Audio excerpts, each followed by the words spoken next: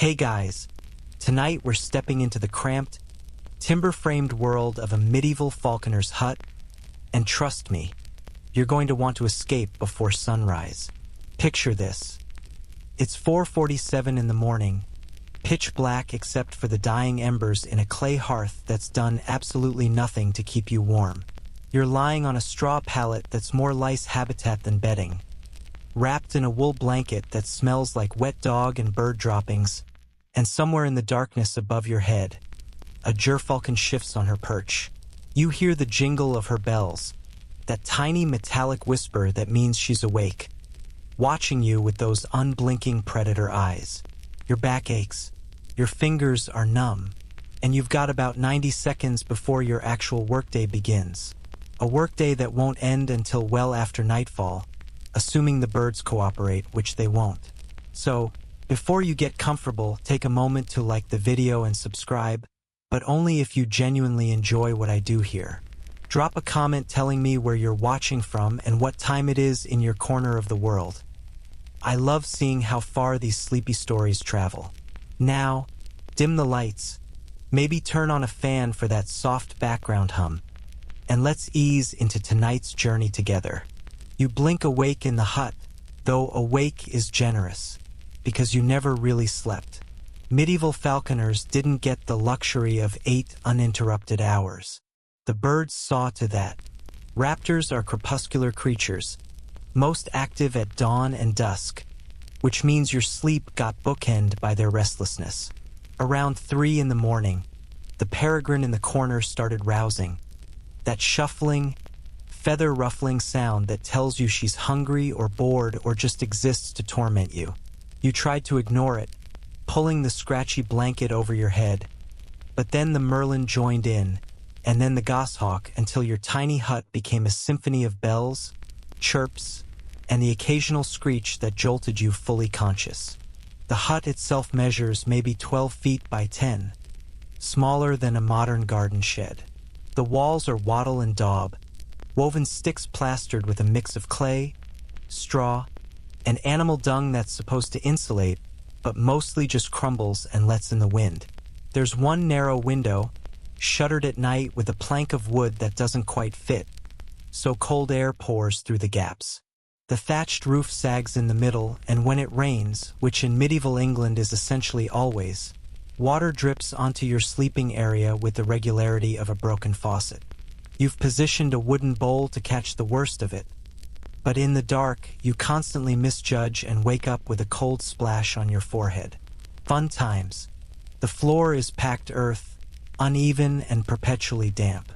You've scattered fresh rushes across it, trying to soak up the moisture and cover the smell, but rushes rot quickly, and underneath them, the ground has become a breeding ground for fleas, mites, and things you'd rather not think about.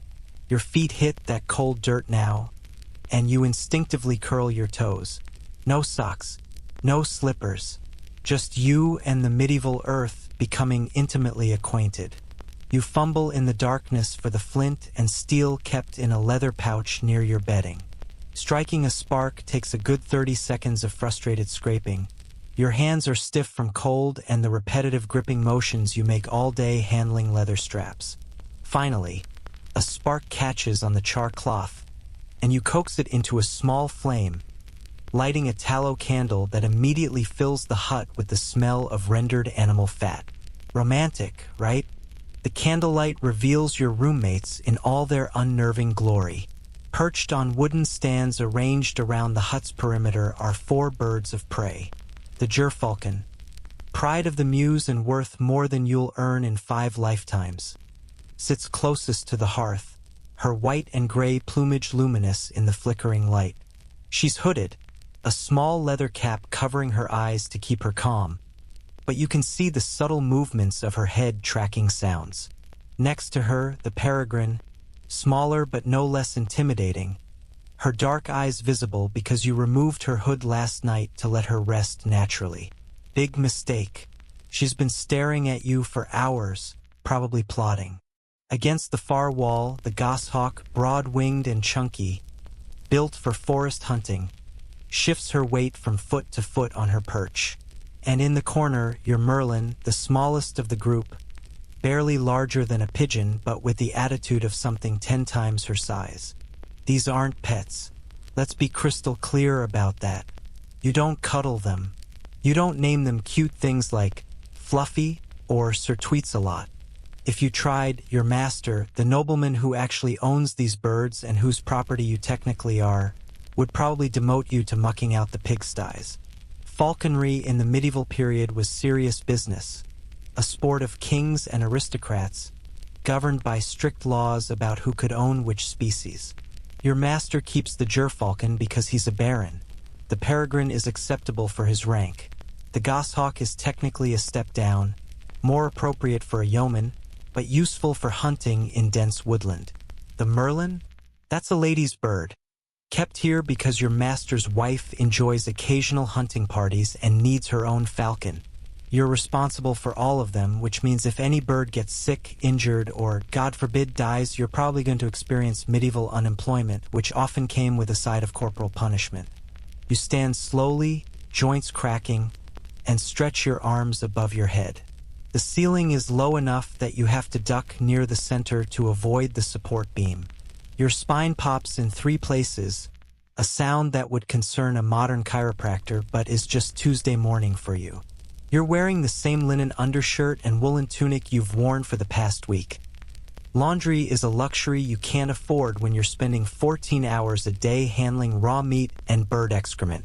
The tunic is stained, torn at one shoulder where the goshawk got frustrated last month and decided your flesh was an acceptable substitute for a training lure.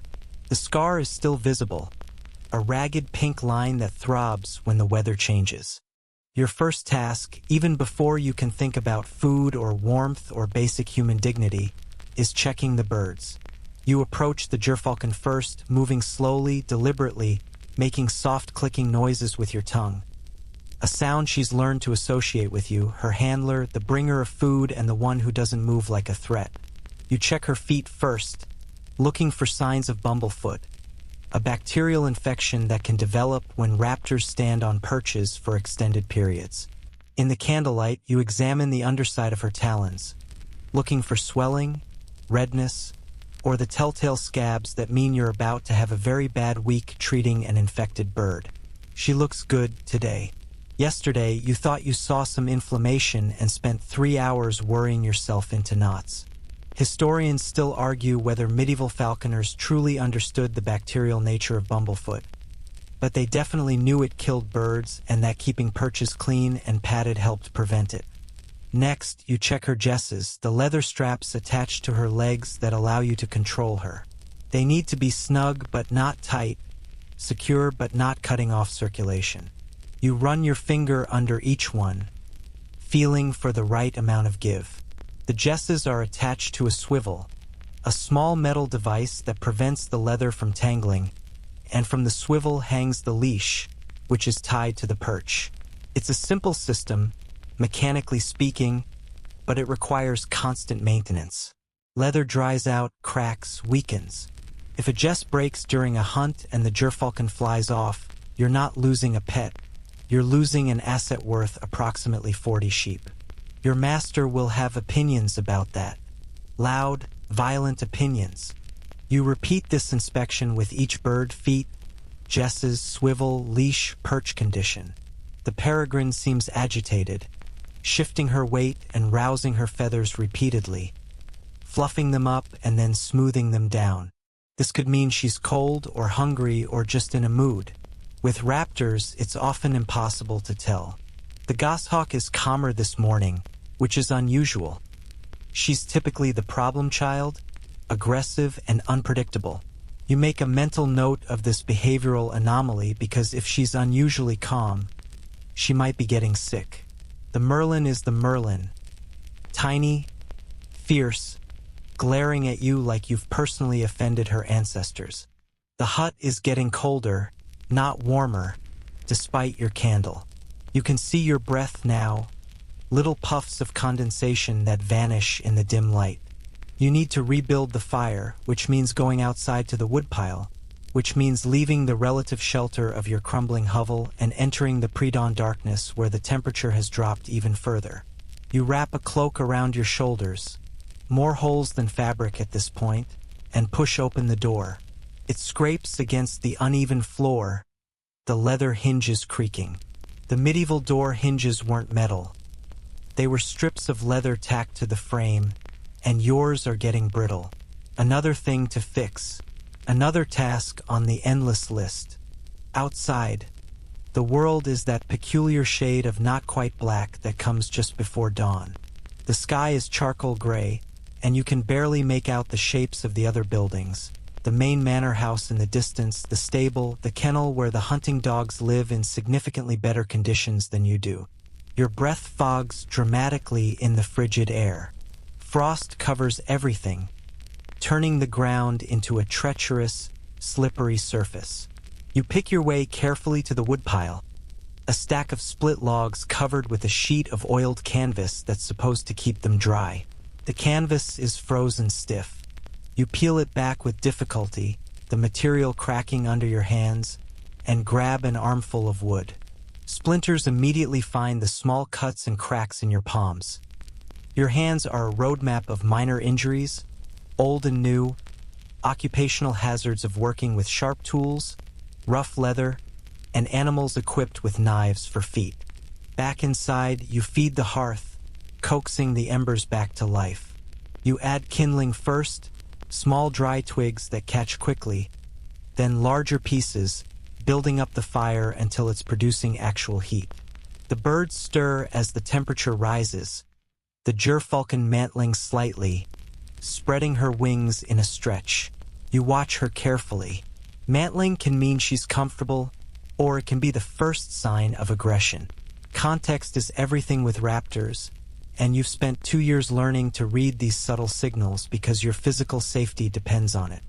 The fire is crackling now, casting dancing shadows across the hut walls, and you can finally stop shivering. You have maybe 10 minutes before you need to start the feeding routine, so you allow yourself a brief moment of rest. You sit on the small stool near the hearth, your only piece of furniture besides the sleeping pallet and the bird perches, and hold your hands toward the flames. The heat is intense, almost painful on your frozen fingers, but you welcome it. Outside, you can hear the manor beginning to wake. A rooster crows, unnecessarily enthusiastic about announcing the dawn. Someone, probably the stable boy, is moving around, the crunch of footsteps on frost-covered ground. Your stomach growls, reminding you that you haven't eaten since yesterday afternoon. A small portion of bread and cheese that constituted both breakfast and lunch. You'll eat again today, probably, if there's time, if the birds cooperate, if your master doesn't need you for something immediately. But first, the birds eat. Always the birds first. That's the rule, the non-negotiable hierarchy. They're valuable. You're replaceable. Medieval labor economics in a nutshell.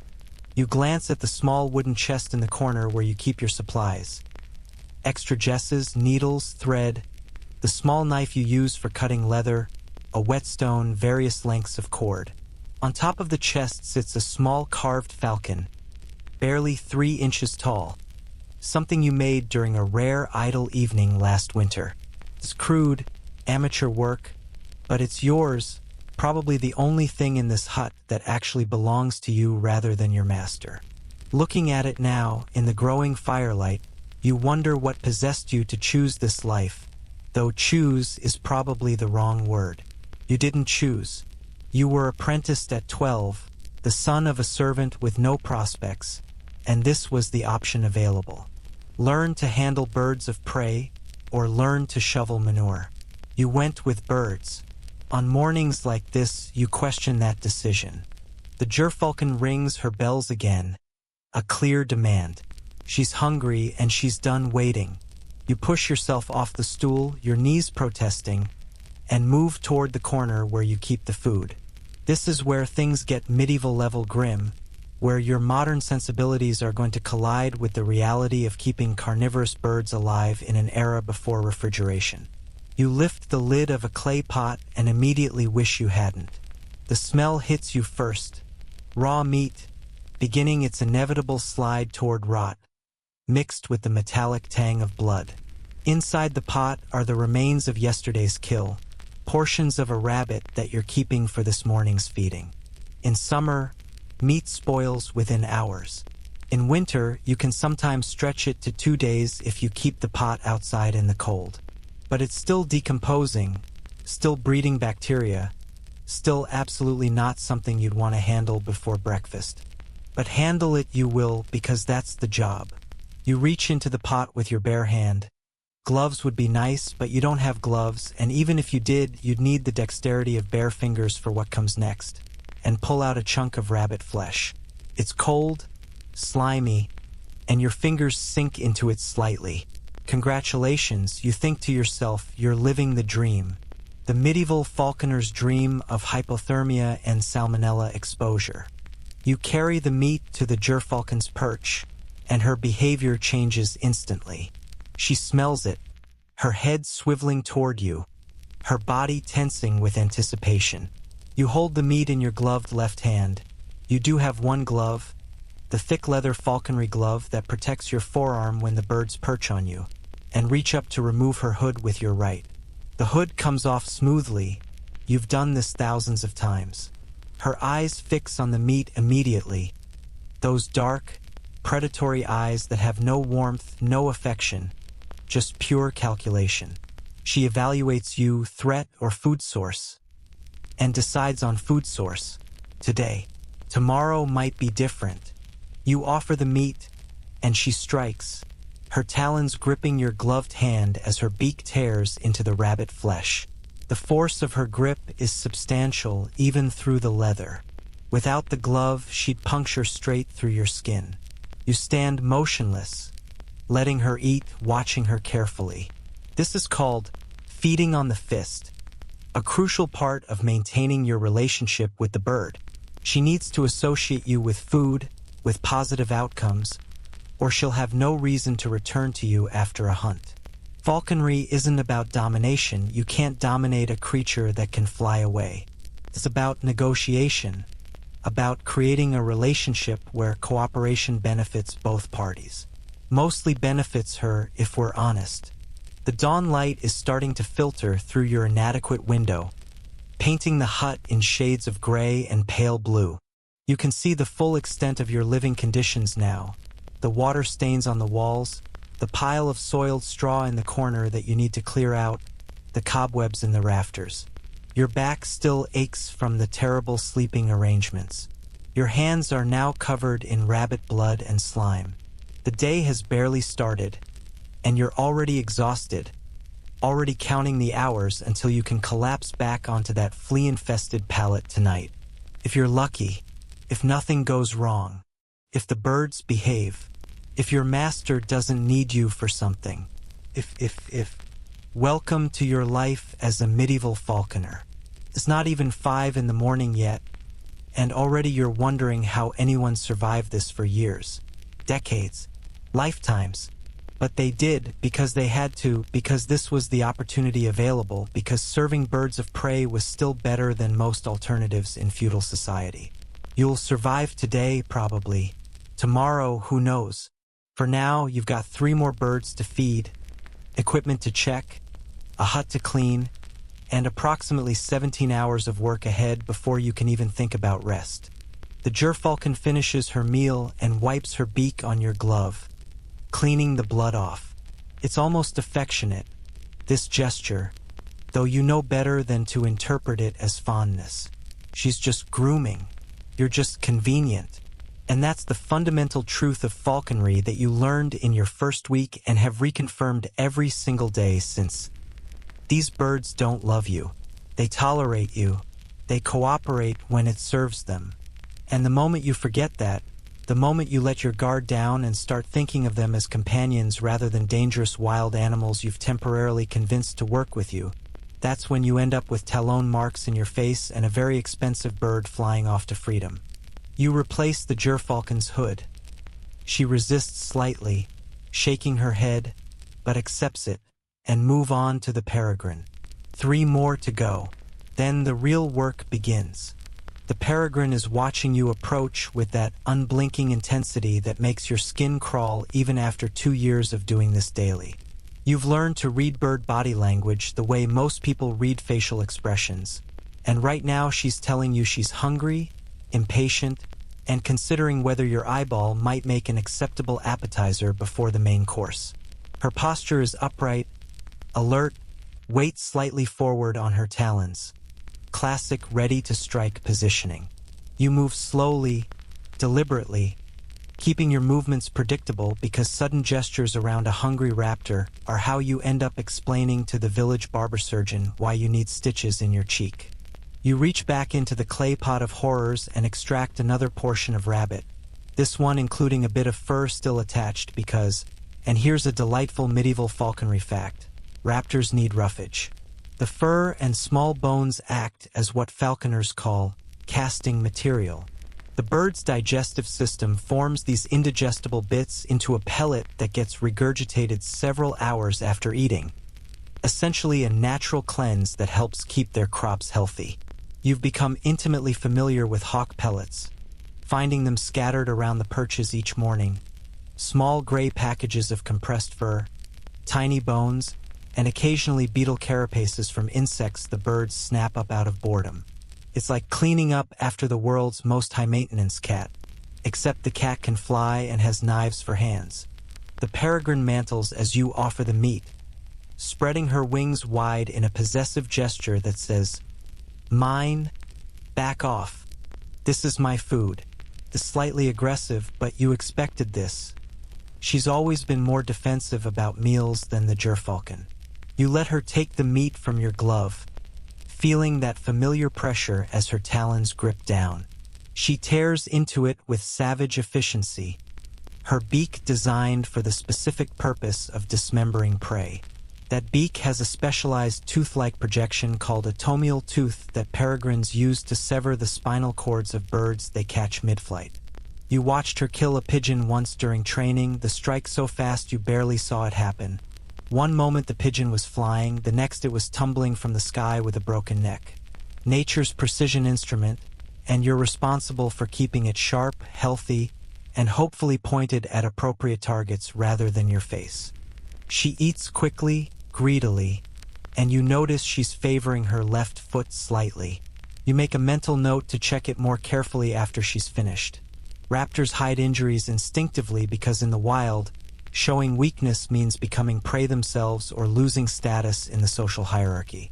By the time a bird is visibly limping, the problem is usually serious. You've learned to watch for subtler signs. Changes in weight distribution, reluctance to grip with certain talons, unusual perching positions. Medieval falconers didn't have X-rays or veterinary antibiotics, but they weren't stupid. Centuries of observation had produced a body of knowledge about raptor health that was surprisingly sophisticated, even if the underlying explanations involved incorrect theories about humors and bodily imbalances. The morning light is stronger now, proper daylight replacing the gray pre-dawn gloom, and you can see through the gaps in your walls. The frost outside is glittering, beautiful in that way that nature is beautiful when you're not the one suffering through it. You hear voices from the manor, servants beginning their routines, someone shouting about firewood, the distant clang of the blacksmith starting work early. Your world is waking up, and you're already behind schedule. Feeding 4 birds takes time, and your master expects you to have them ready for potential hunting by mid-morning. Whether he'll actually hunt today depends on weather, his mood, his social calendar, and about 17 other factors you have no control over, but you need to have the birds prepared regardless. The goshawk is next, and she's your problem child. Goshawks have a reputation in falconry circles for being aggressive, unpredictable, and generally difficult to work with compared to the easier falcons. They're accipiters, short-winged, long-tailed hawks built for maneuvering through forests rather than the open-sky hunting that falcons prefer. This fundamental difference in hunting style translates to different temperaments. Falcons are often described as more aloof, more willing to work within the falconer's framework. Goshawks? They're closer to wild animals that occasionally tolerate your presence. Your goshawk has a particular hatred for sudden movements and the color red, both of which you discovered through painful trial and error. You wore a red cap during her first week here. Exactly once. She hit you so hard you saw stars and had a headache for 3 days. You approach her perch with extra caution, keeping your profile small, your movements glacial. She's already roused, her feathers puffed up in that way that makes her look twice her actual size. A defensive display that signals she's uncertain about something. Maybe it's you. Maybe it's the changing light. Maybe it's a sound you didn't register but her acute hearing caught. Raptors hear frequencies humans miss entirely, and their visual acuity is roughly 8 times better than yours. She's experiencing a completely different sensory reality, one where threats are everywhere and trust is a luxury she can't afford. The meat you offer her is slightly larger. Goshawks eat more relative to their body weight than falcons, burning energy faster due to their explosive hunting style. She snatches it from your glove with such force that even through the thick leather, you feel the impact. Her talons puncture through to your skin just barely, just enough to sting. You don't flinch, don't react, because reacting would startle her and escalate the situation. You've learned to disconnect from pain in these moments, to treat your body as just another piece of equipment that occasionally gets damaged in the course of doing business. The wound isn't serious, just another small puncture to add to the collection already decorating your hands and forearms. By medieval standards, if you're not bleeding significantly, you're not actually injured. While she eats, you study her more carefully in the better light. Her feathers look good, sleek, well preened, no signs of damage or parasites. Feather condition is a reliable health indicator, so this is encouraging. Her eyes are bright and alert, another positive sign. Her crop, the expandable pouch in her throat where food is stored before digestion, is filling nicely as she eats, visible as a slight bulge. You've learned to monitor crop size obsessively because an impacted crop can kill a bird in days, and treating it involves a horrifying procedure where you massage the blockage loose while the bird tries to murder you for the perceived attack. You've done it twice. Both times were nightmares you still occasionally relive when you can't sleep. Historians still argue whether medieval falconers truly understood the anatomical function of the crop or simply knew from observation that changes in that area correlated with digestive problems. The written manuals from the period, like Frederick II's famous De Arte Venandi cum Avibus, show sophisticated understanding of raptor biology, but whether that knowledge trickled down to working falconers like you is debatable. You certainly weren't taught from expensive illuminated manuscripts. You learned by watching, by trial and error, by occasionally losing birds to mysterious ailments and trying to figure out what went wrong so it wouldn't happen again. The goshawk finishes eating and immediately starts wiping her beak on your glove, then on the perch, trying to clean off every trace of blood. Raptors are fastidious about hygiene, spending significant time preening and maintaining their feathers. A dirty feather is a damaged feather, and damaged feathers mean reduced flight performance, which in the wild means starvation. The instinct runs deep. You watch her preen for a moment, her movements quick and precise, each feather individually adjusted and zipped back together using the tiny hooks that make up the feather structure. It's almost meditative watching her work, and you allow yourself this brief moment of appreciation before moving on. The merlin is last, and she's vibrating with impatience. She's been watching you feed the others, increasingly agitated, ringing her bells constantly in protest at being served last. Size-wise, she's the smallest, barely 9 ounces of feathers and fury, but her personality is enormous. She hits the meat the moment you offer it. No hesitation, no wariness, just pure aggressive enthusiasm. If the goshawk is unpredictable danger, the merlin is predictable danger. She's always aggressive, always pushy, always acting like she's personally offended by your existence. In a weird way, it makes her easier to handle. You know what to expect. She eats quickly, efficiently, and you notice her jesses are starting to fray.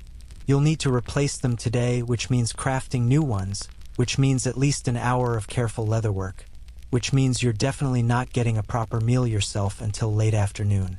The mental checklist in your head keeps growing. Check Peregrine's foot, replace Merlin's jesses, clean the perches, refresh the floor rushes, repair the door hinge, patch the roof leak, sharpen your knife, condition the leather glove that's getting stiff. And that's just maintenance. If your master decides to hunt today, you'll add transporting birds, setting up the field equipment, managing the dogs, tracking down whatever the birds kill, dealing with any injuries or escapes, and probably walking 8 or 9 miles through rough terrain. You're pulling the last piece of meat from the pot when you hear footsteps outside. Heavy boots on frozen ground, purposeful stride.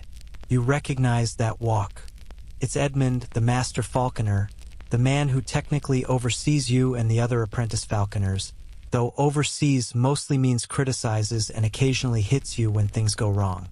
He's been at this for 30 years, started as an apprentice himself and worked his way up to a position of minor authority and moderate alcoholism. He pushes open your door without knocking. Privacy is not a concept that applies to servants, and the cold air rushes in along with his presence. "You're behind," he announces, which is his standard greeting. You could be ahead of schedule and he'd still say it. The master wants the gerfalcon and peregrine ready within the hour. Lord Blackwood is visiting, and they're planning a morning hunt if the weather holds. Your heart sinks. A diplomatic hunt means everything has to be perfect. The birds need to be in peak condition, responsive, performing well because your master's reputation is on display. If the gerfalcon decides to be temperamental, if the peregrine refuses to chase, if anything goes wrong, it reflects poorly on your master, which means it reflects catastrophically on you. You've seen Edmund beat an apprentice unconscious for less than losing a bird during a noble's visit.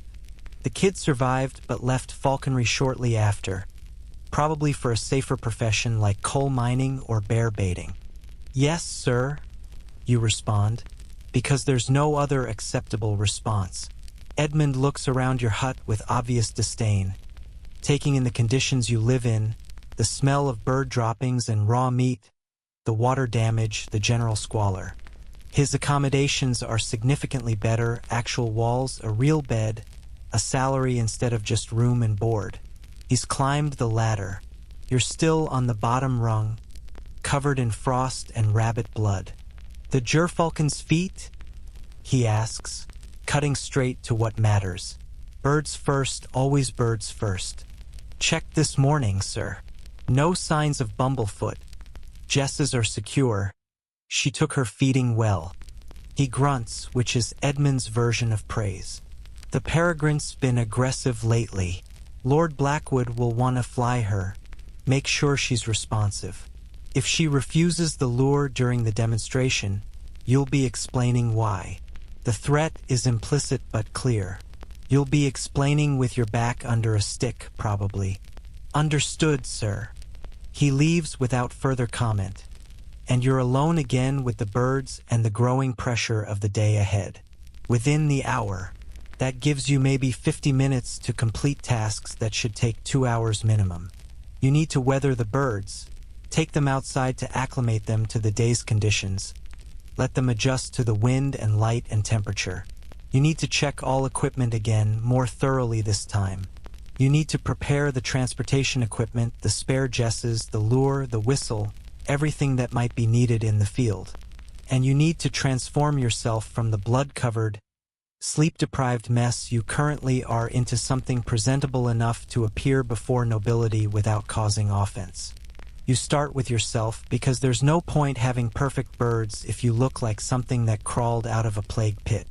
You strip off your tunic and use a cloth dipped in the water bucket, ice cold, because of course it is, to scrub the blood off your hands and arms. The water turns pink immediately. You wash your face, the cold shocking you further awake, and try to finger comb your hair into something less resembling a bird's nest. which is ironic given your profession. Your spare tunic is marginally cleaner, still stained but at least not actively bloody. You pull it on, add your cloak, and check your reflection in the small polished metal disc that serves as your mirror. You look exhausted, underfed, and approximately 40 years old despite being only 22. Medieval life is aging you in dog years. The birds need to be hooded and transferred to traveling perches, a process that requires patience and steady hands, both of which you're running short on due to the time pressure. You start with the gerfalcon because she's the priority, the star of today's show. You approach her slowly, speaking in low, soothing tones. Not words exactly, more like a continuous soft sound that she's learned means non-threatening interaction.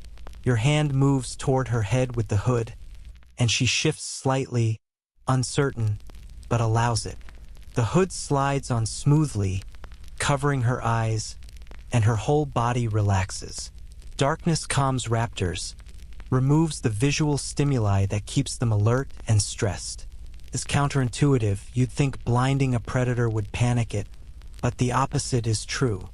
With her hooded, you can transfer her to the traveling perch, a portable T-shaped stand that allows you to move birds safely.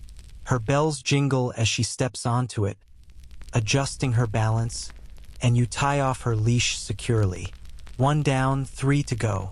The process repeats with the peregrine, then the goshawk, who resists the hood, shaking her head, forcing you to try 3 times before successfully covering her eyes, losing precious minutes you don't have. The merlin hoods easily but immediately starts baiting, launching herself off the perch in frustrated flight attempts, hanging upside down by her jesses until you right her. She does this repeatedly, expressing her profound dissatisfaction with the entire situation, and there's nothing you can do except wait for her to tire herself out. You're sweating now despite the cold, the stress and physical exertion overriding the temperature. Your hands are shaking slightly, hunger and adrenaline combining in unpleasant ways. You realize you haven't drunk any water yet this morning, and your throat is dry from breathing through your mouth in the cold air. You grab a ladle full from the bucket, wincing at the temperature, and force yourself to drink. The water tastes like whatever minerals leached into it from the bucket's wood, but it's wet and that's sufficient. The manor bell rings, the signal that the master is preparing to receive his guest. You're out of time. You gather the traveling perches, carefully balancing 2 in one arm while managing the other 2, and push open your door with your hip. The morning has turned bright, the sun finally clearing the tree line, and the light is almost painful after the dimness of your hut. The frozen ground crunches under your feet as you make your way toward the main courtyard, trying not to slip while carrying hundreds of pounds worth of irreplaceable birds. If you fall, if you drop them, if anything happens, the consequences don't bear thinking about. Other servants are moving around the courtyard with increased urgency, everyone preparing for Lord Blackwood's arrival. The stable hands are readying horses. The kennel master is selecting dogs for the hunt. The kitchen servants are probably in chaos preparing the feast that will follow the hunt, assuming the hunt is successful. Everything is interconnected, all these moving parts serving the single purpose of maintaining your master's status and entertaining his noble guest. You're just one small cog in this elaborate machine, carrying the birds that will hopefully perform, that will chase and catch and return, that will make everything look effortless and aristocratic and nothing at all like the blood-soaked, frostbitten, exhausting reality you're living. You reach the designated assembly area and set up the perches, checking each bird again, a compulsive habit now, even though you checked them minutes ago. The gerfalcon looks regal under her hood, perfectly still, completely composed. The peregrine is shifting her weight but seems calm. The goshawk is unpredictable as always. The merlin has finally stopped baiting and is just radiating resentment in your general direction. Edmund appears again, inspecting your work with his critical eye, looking for any flaw he can identify and punish you for later.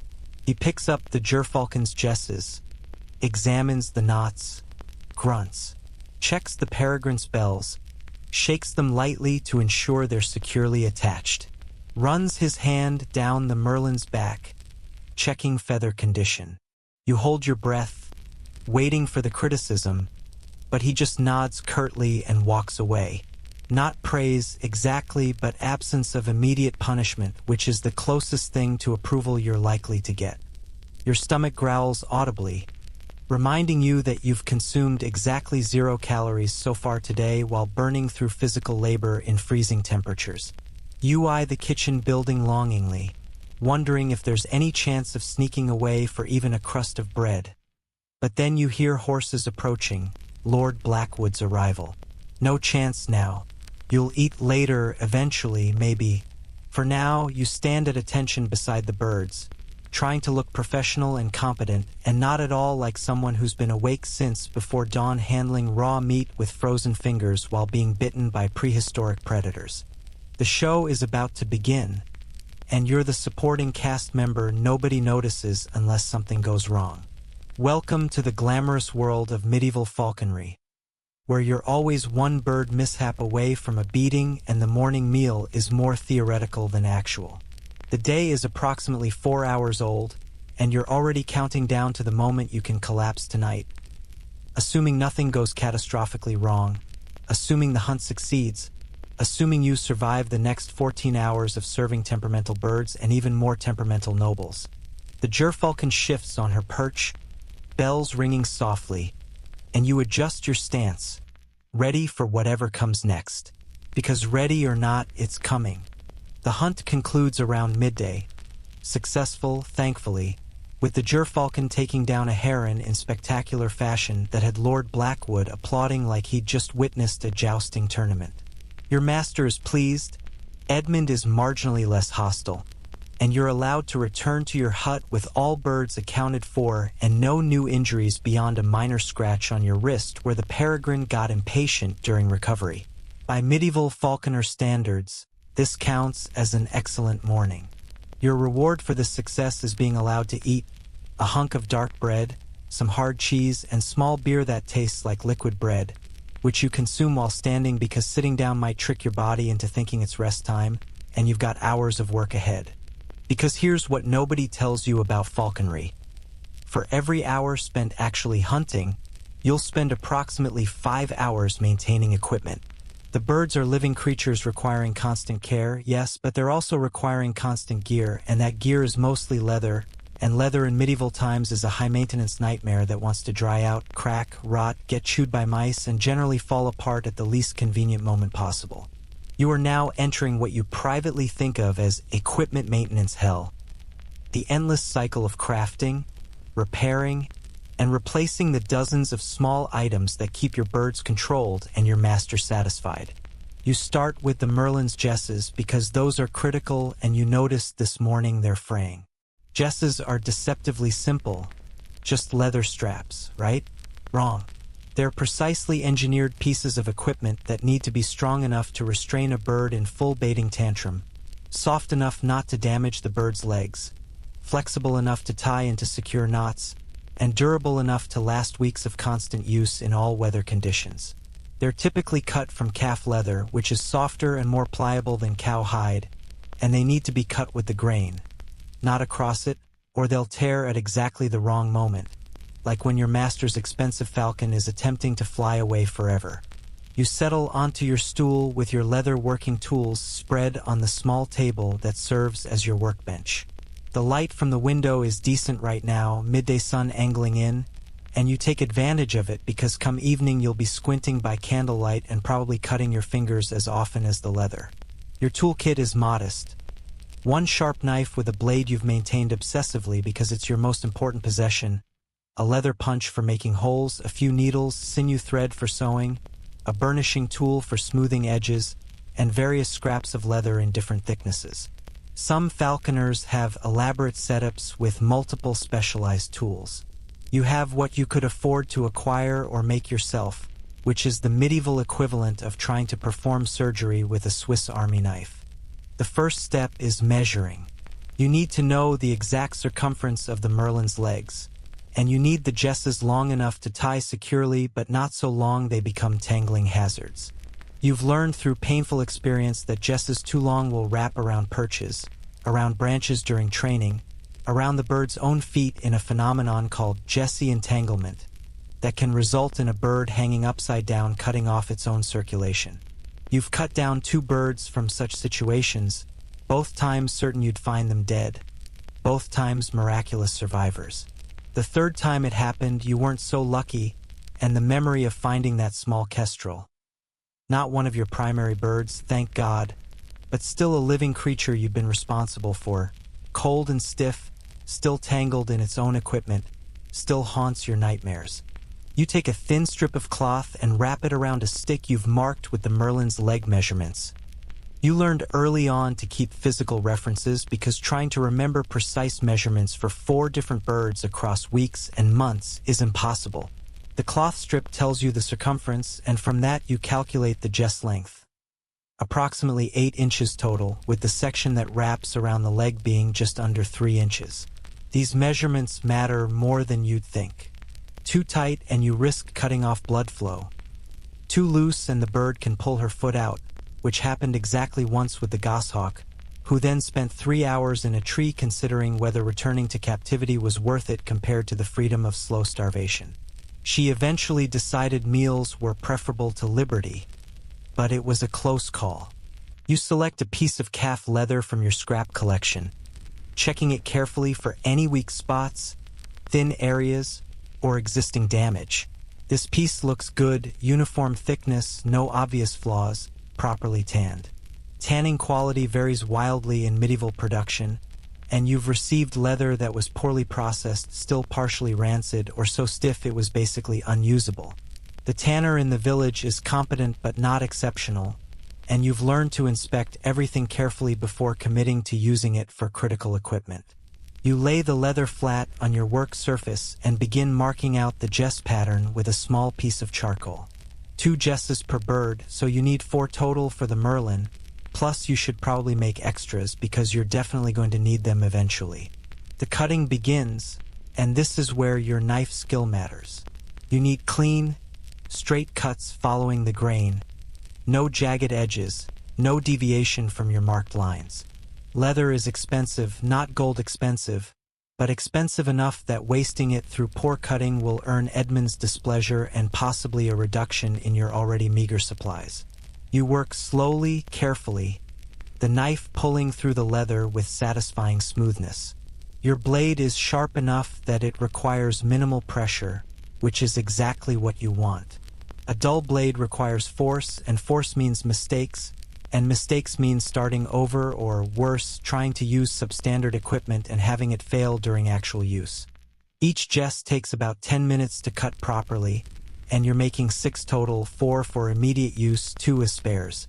That's an hour gone already, and you haven't even started the finishing work.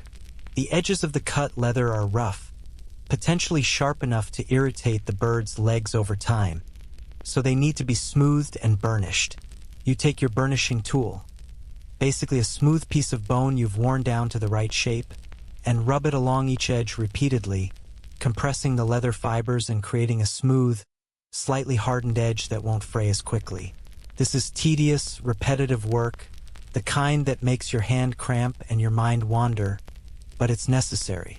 Historians still argue whether medieval falconers understood the mechanical principles behind burnishing or simply knew from experience that it made equipment last longer. You're firmly in the don't care about the theory, just know it works camp.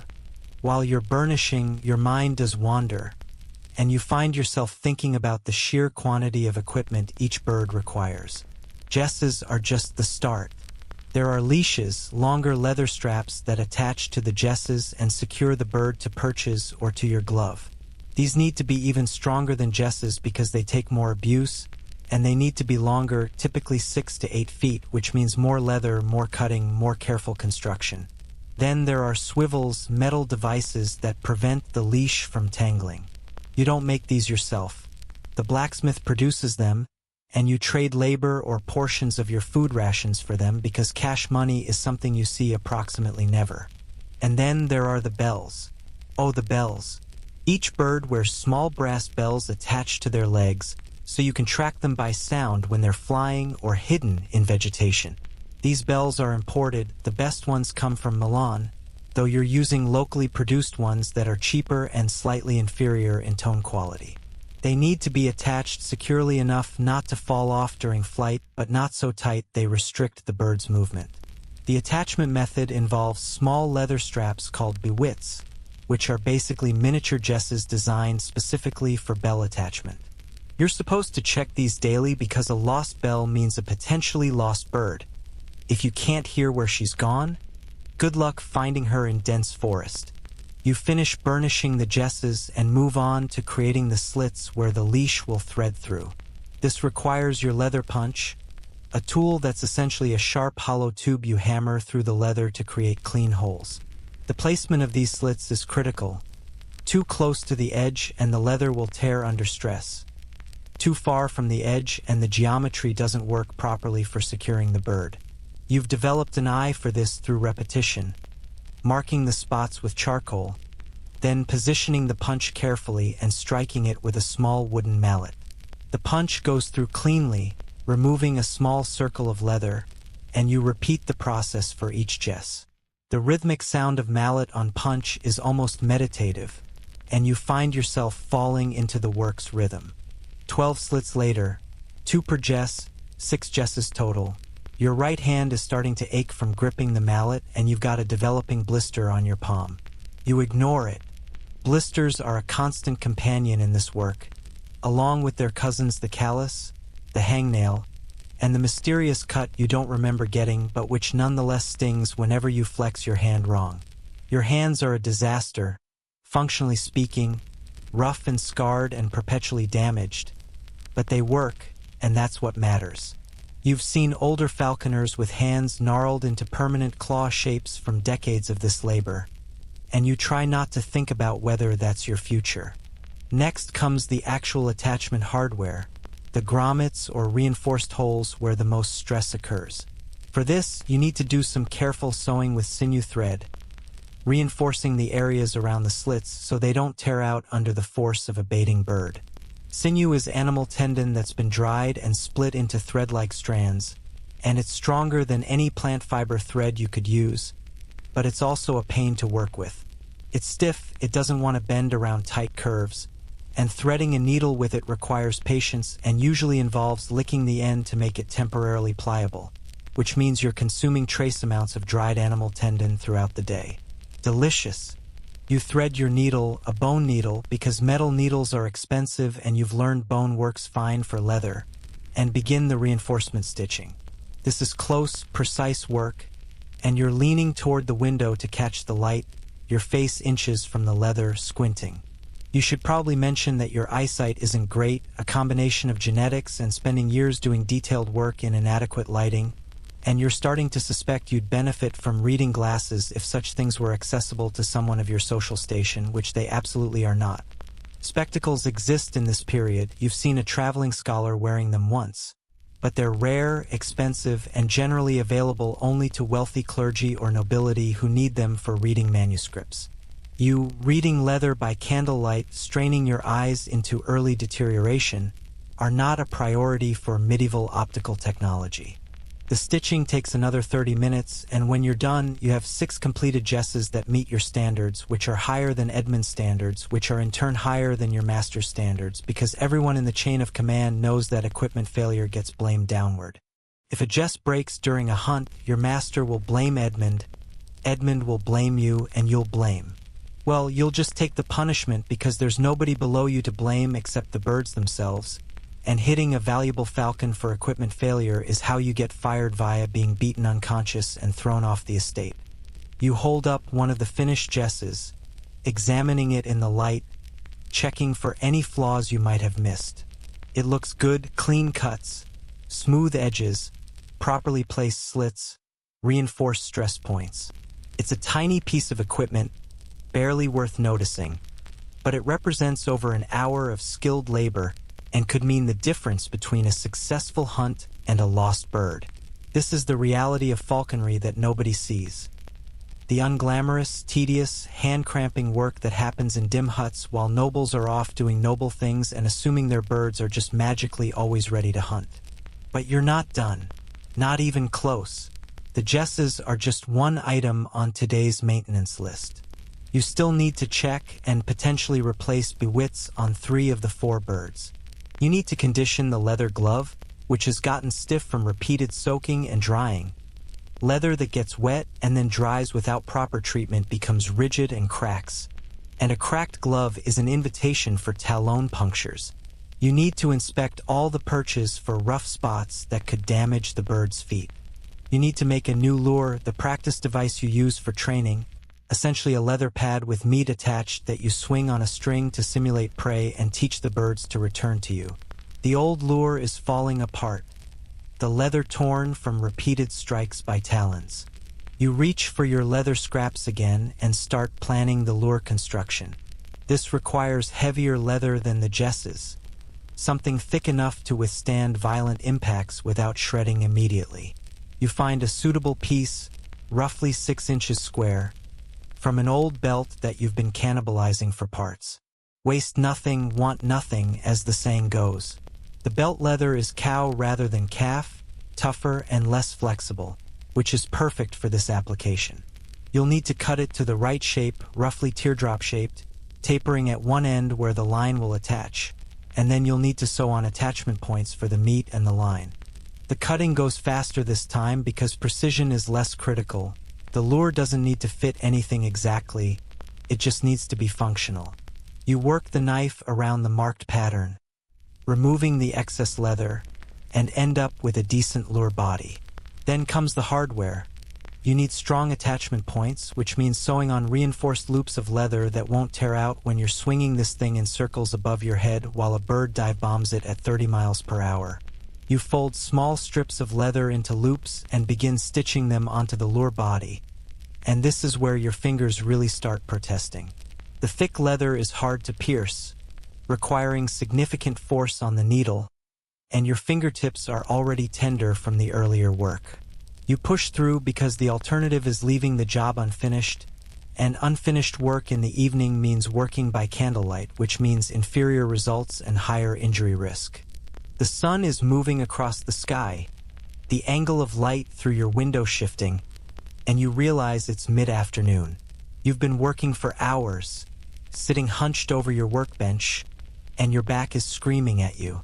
You stand to stretch, and your spine pops in multiple locations, providing momentary relief and a reminder that this posture is terrible for long-term skeletal health. Not that long-term health is something you spend much time worrying about. Medieval life expectancy for someone in your position isn't exactly encouraging, even if you weren't working with animals that could remove your eyes on a bad day. You walk around the hut, forcing blood back into your legs, rotating your shoulders, trying to undo some of the damage you're inflicting on yourself. The birds watch you move, they're always watching, always evaluating, always aware. The gerfalcon is preening, carefully maintaining her plumage. The peregrine appears to be sleeping, though with birds it's hard to tell. They don't close their eyes the way mammals do, and their version of sleep is more like a power-saving mode where they're still partially aware of their surroundings. The goshawk is just staring at you with that unblinking intensity that makes you vaguely uncomfortable. The merlin is shifting from foot to foot, restless, probably bored. You should weathering them again soon. Take them outside for fresh air and stimulation, but you need to finish this lure first. Back to the workbench. You complete the attachment loops, test their strength by pulling on them, they hold firm. Good enough. Now you need a line, and this is where you use cord rather than leather. The line needs to be long, about 20 feet minimum, and strong enough to withstand repeated stress. You have hemp cord that you've been saving for this purpose, already waxed to improve its durability and grip. You cut an appropriate length, singe the end briefly in a candle flame to prevent fraying, and attach it to the lure through one of the loops you just created. You tie it with a falconer's knot, a specific configuration that won't slip under load but can be quickly released when needed. Knot tying is yet another skill you've had to master, and you've developed a collection of specialized knots for different purposes. Securing birds, attaching equipment, creating adjustable loops, emergency releases. Your fingers know these knots by muscle memory now. Tying them in dim light or while distracted, the movement's automatic. The lure is functional, though not beautiful. It's rough, utilitarian, exactly what you need for training sessions where aesthetics don't matter and durability is everything. You set it aside and move on to the glove conditioning, which involves treating the leather with a mixture of animal fat and beeswax to keep it supple. You keep a small pot of this mixture near the hearth, where the warmth keeps it semi-liquid. You scoop out a portion with your fingers and begin working it into the glove's leather, massaging it in, paying special attention to the areas that get the most stress. The palm where birds grip, the wrist where the glove closes around your arm.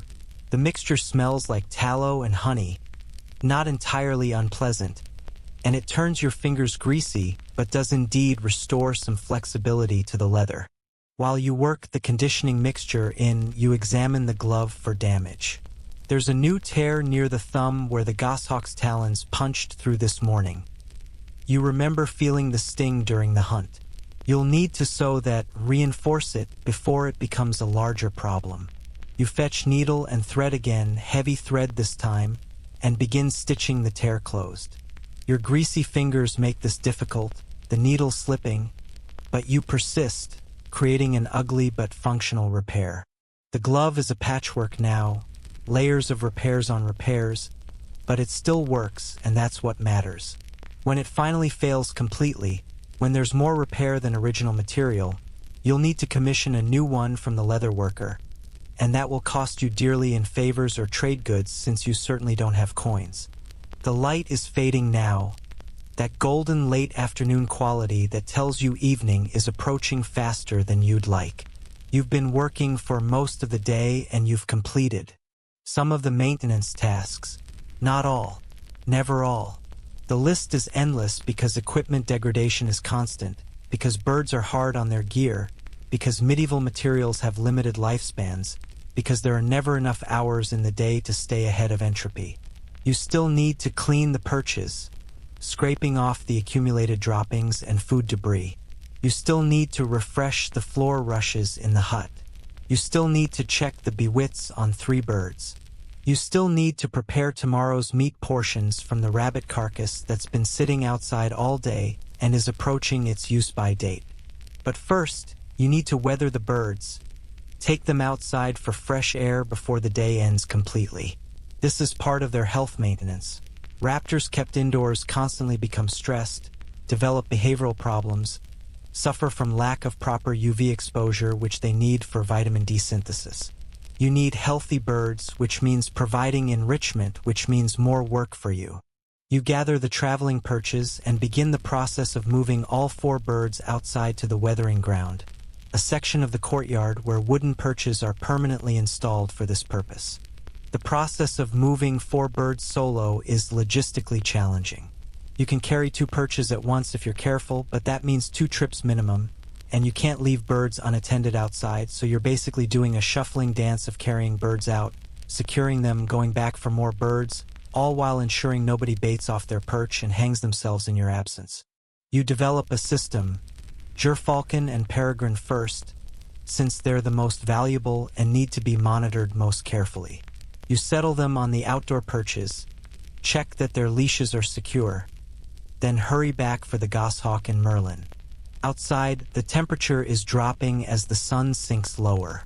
The birds fluff their feathers against the chill, each looking around at the expanded environment. The gerfalcon spots something in the distance, probably a wild bird passing over, and tracks it with her head, body tense, hunting instinct immediately engaged. The peregrine is preening again, using the better light to maintain her feathers. The goshawk looks vaguely annoyed by the whole situation, which is her default expression. The merlin is actively fighting her leash, baiting repeatedly, trying to fly, landing on the ground, getting hauled back up by the leash, trying again. Persistence, Thy name is Merlin. You stand watch over them, arms crossed against the cold, and allow yourself a moment to just breathe. This is actually the closest thing to peaceful that your day gets. Standing quietly, watching the birds, nobody demanding anything immediate, the work temporarily paused. The courtyard is relatively quiet. Most servants finished with their primary duties and either eating their evening meal or beginning personal tasks. You can smell cooking from the manor kitchen, some kind of roasted meat that makes your stomach clench with hunger. You ate hours ago, that bread and cheese, and you're running on empty again, but the birds had to come first. They always come first. You watch them for the prescribed time, about 30 minutes minimum, longer if possible, allowing them to experience the outdoor environment, to see the sky, to feel wind ruffle their feathers. This isn't kindness exactly, though you do care about them in your way. This is pragmatic animal management. Healthy birds are productive birds, and productive birds keep you employed and not beaten. But watching the gerfalcon extend her wings in a full stretch, each primary feather individually visible as she spreads them to their full impressive span, you can't help but feel something like appreciation. These are extraordinary creatures, apex predators, living missiles with feathers, and you get to work with them daily. On the good days, that feels like privilege. On the bad days, it feels like a curse. Today is hovering somewhere in between. The sun touches the horizon, painting the sky in shades of orange and purple, and you know you need to get the birds back inside before full dark. Raptors don't see well in low light.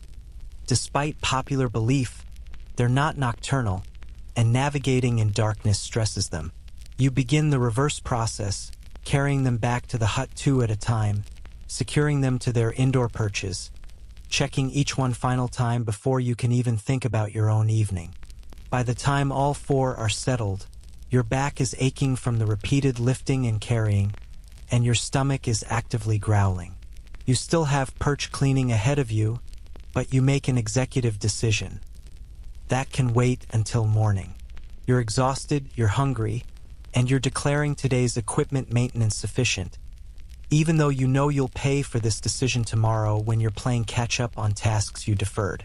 But right now, in this moment, you literally cannot make yourself care. You need food, you need rest, and everything else can wait.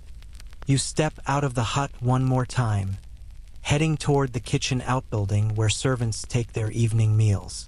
You're late.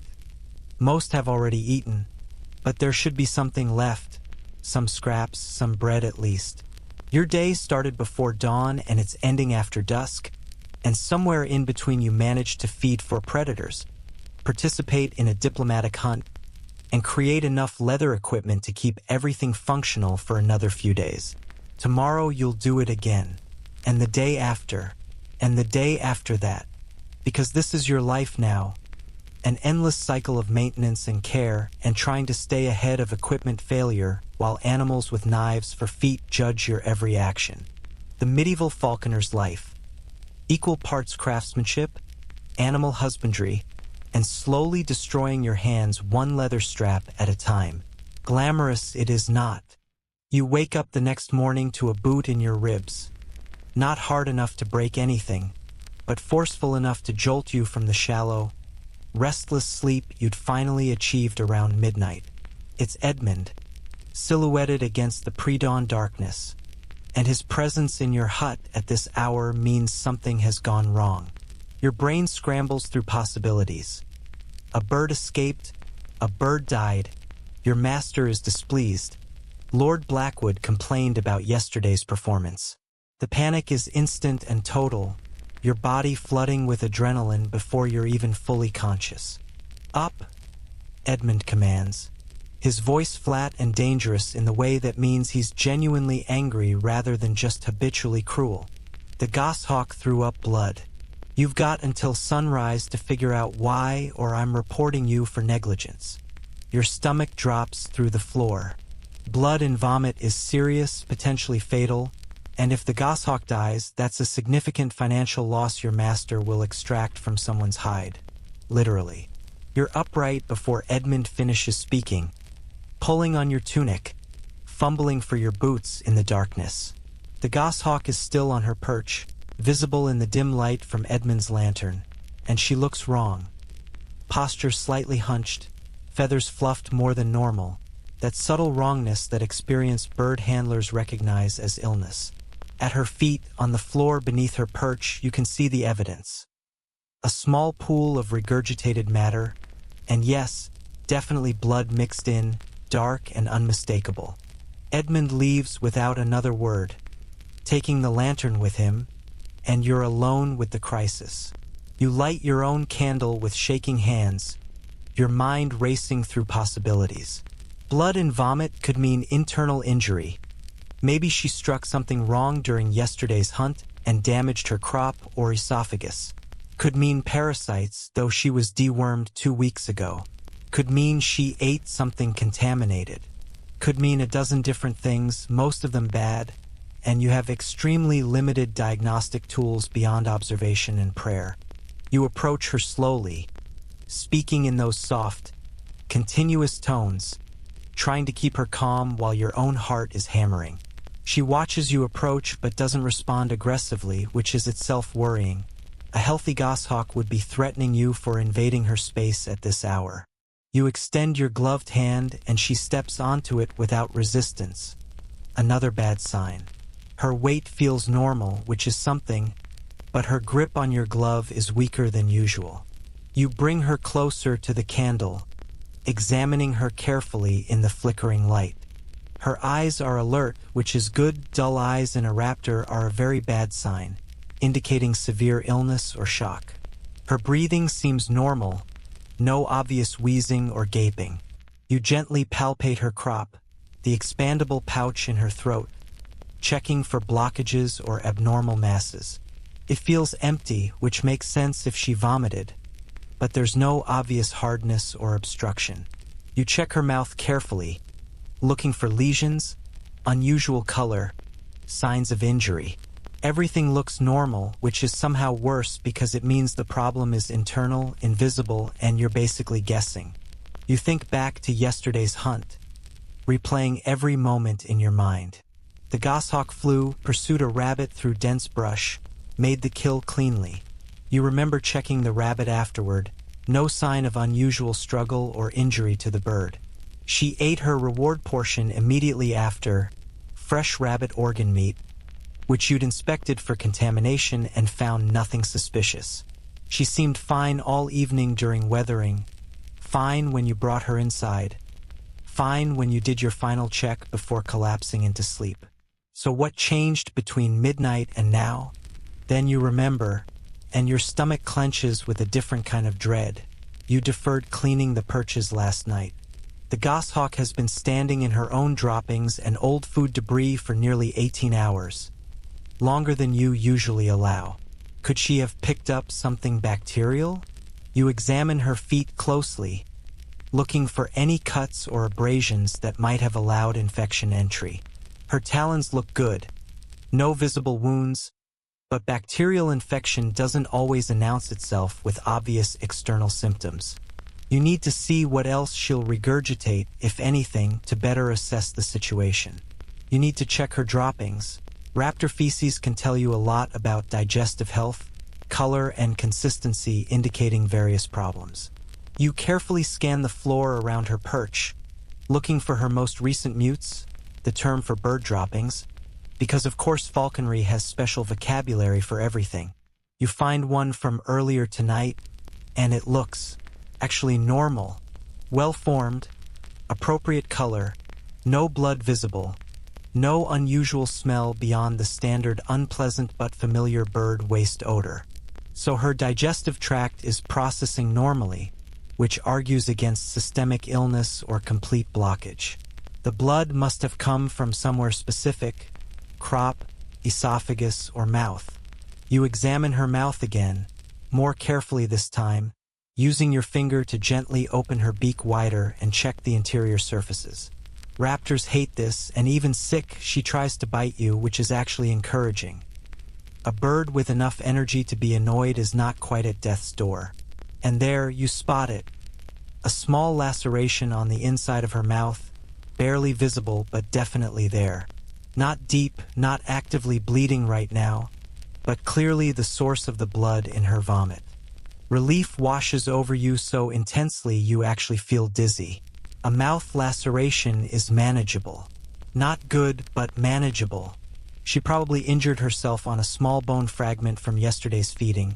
You try to remove all dangerous bones, but you're working with manual dexterity and candlelight, and sometimes tiny fragments slip through. The injury caused some bleeding. She swallowed blood. Her stomach objected to blood in the digestive tract, and she vomited. Textbook sequence of events, and while the laceration needs monitoring to ensure it doesn't get infected, it's not the catastrophic internal injury you'd feared. But you still need to report to Edmund, and you need to do it in a way that doesn't make you look negligent for the bone fragment.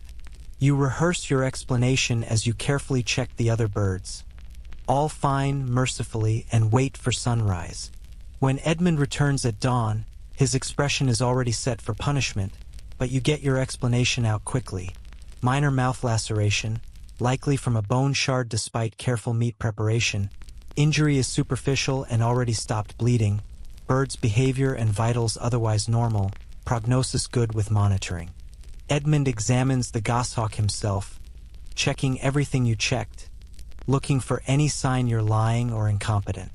He finds the laceration, grunts acknowledgement, and then spends a solid 5 minutes lecturing you about meat preparation standards, about attention to detail, about the cost of these birds and your responsibility for their well-being. You stand there and take it because arguing would be worse, would be interpreted as insubordination, and you need this situation to end without physical punishment.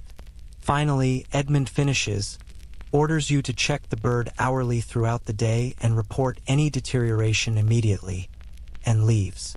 Crisis averted, barely, and you've lost 2 hours of sleep and gained a new source of stress-related digestive problems of your own.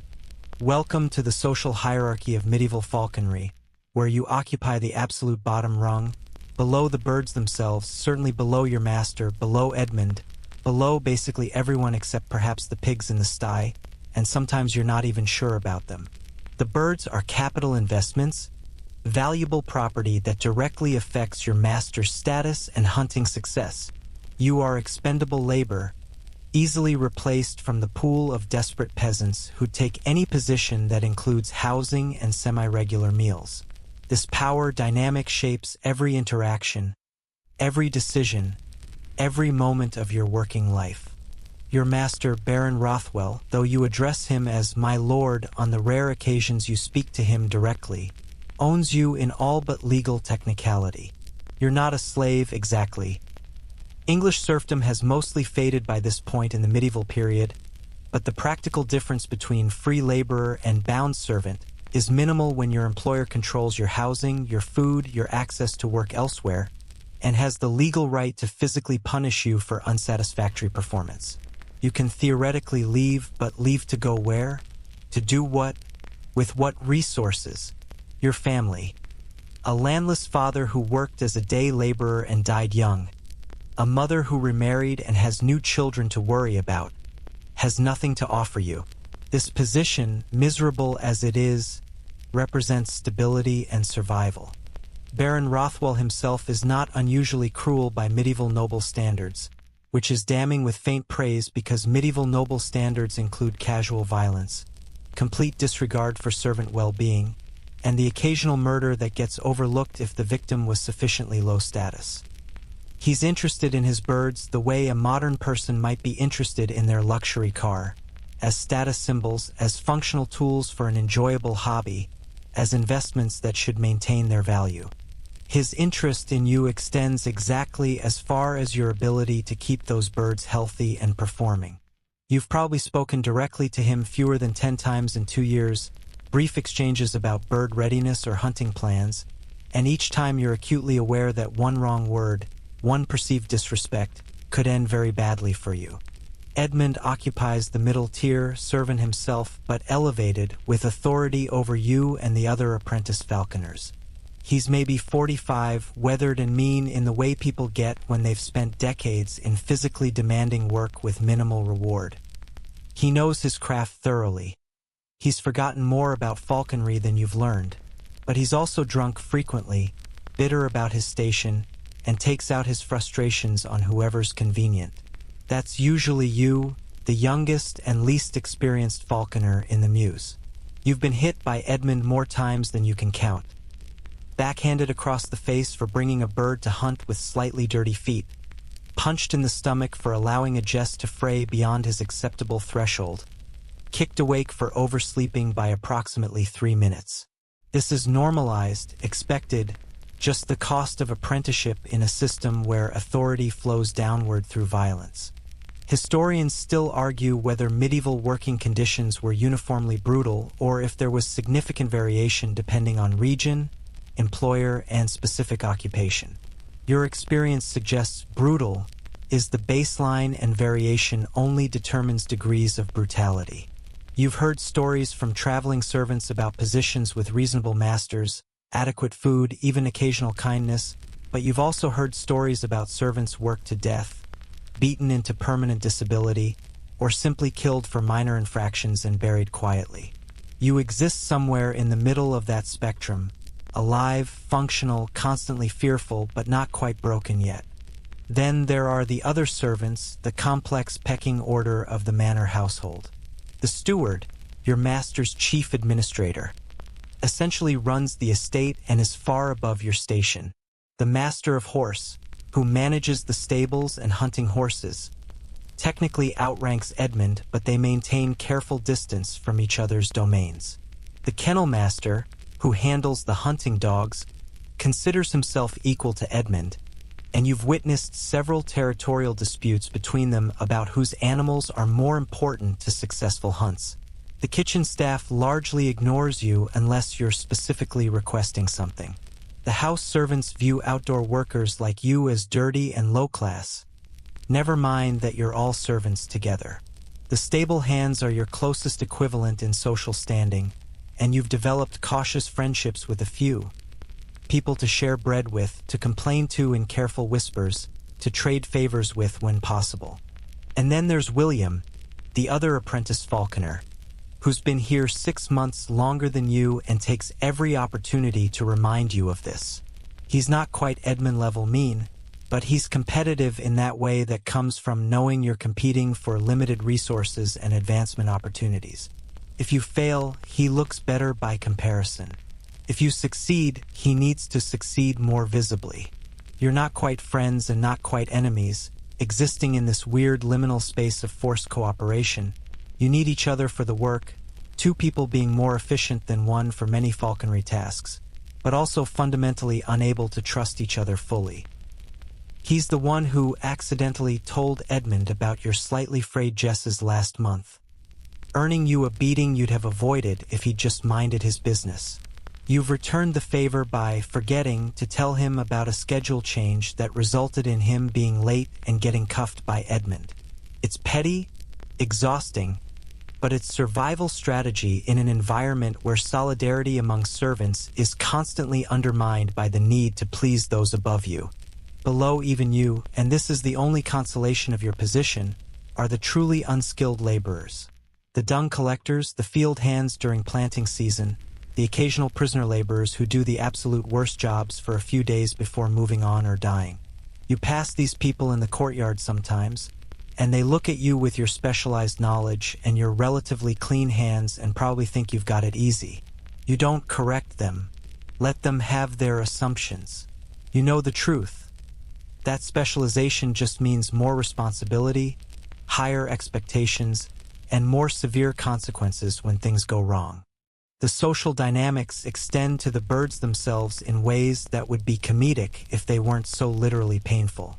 The gerfalcon, being the most valuable and high-status bird, receives priority in everything. Best feeding schedule, best perch position near the warmth, most careful handling. If resources are limited, say only enough fresh meat for 3 birds, the gerfalcon eats first, always, and everyone else gets whatever's left. This isn't your decision. It's policy, established by your master through Edmund. The peregrine is second priority. The goshawk is third. The merlin, being technically a lady's bird and used infrequently, is fed last and receives the least attention. You've internalized this hierarchy so thoroughly that you literally think of the birds in ranked order, and when you're exhausted and cutting corners, you cut them on the merlin's care, never the gerfalcon's. This ranking extends to how injuries are treated, how much effort goes into training, even how you talk about the birds. The gerfalcon is she or the falcon. The merlin is it or the small one. The emotional distance scales with value. You can't afford to get equally attached to all of them because if something happens to the merlin, if she dies, gets injured, flies away, you'll be reprimanded but not severely punished. If something happens to the gerfalcon, you might be beaten unconscious, might lose your position, might end up truly homeless rather than merely housed in a falling apart hut. So you protect yourself emotionally by investing your care in direct proportion to the bird's value, which feels monstrous when you think about it directly, so mostly you just don't think about it. Your actual interactions with Baron Rothwell are so rare and fraught with danger that you've developed elaborate mental scripts for every possible conversation.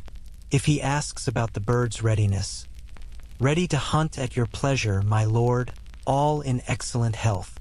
If he comments on a successful hunt, thank you, my lord, the falcon performed admirably.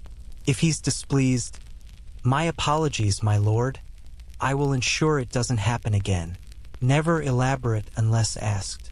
Never make eye contact for more than a second. Never speak first. Never, ever contradict or explain unless specifically commanded to provide details.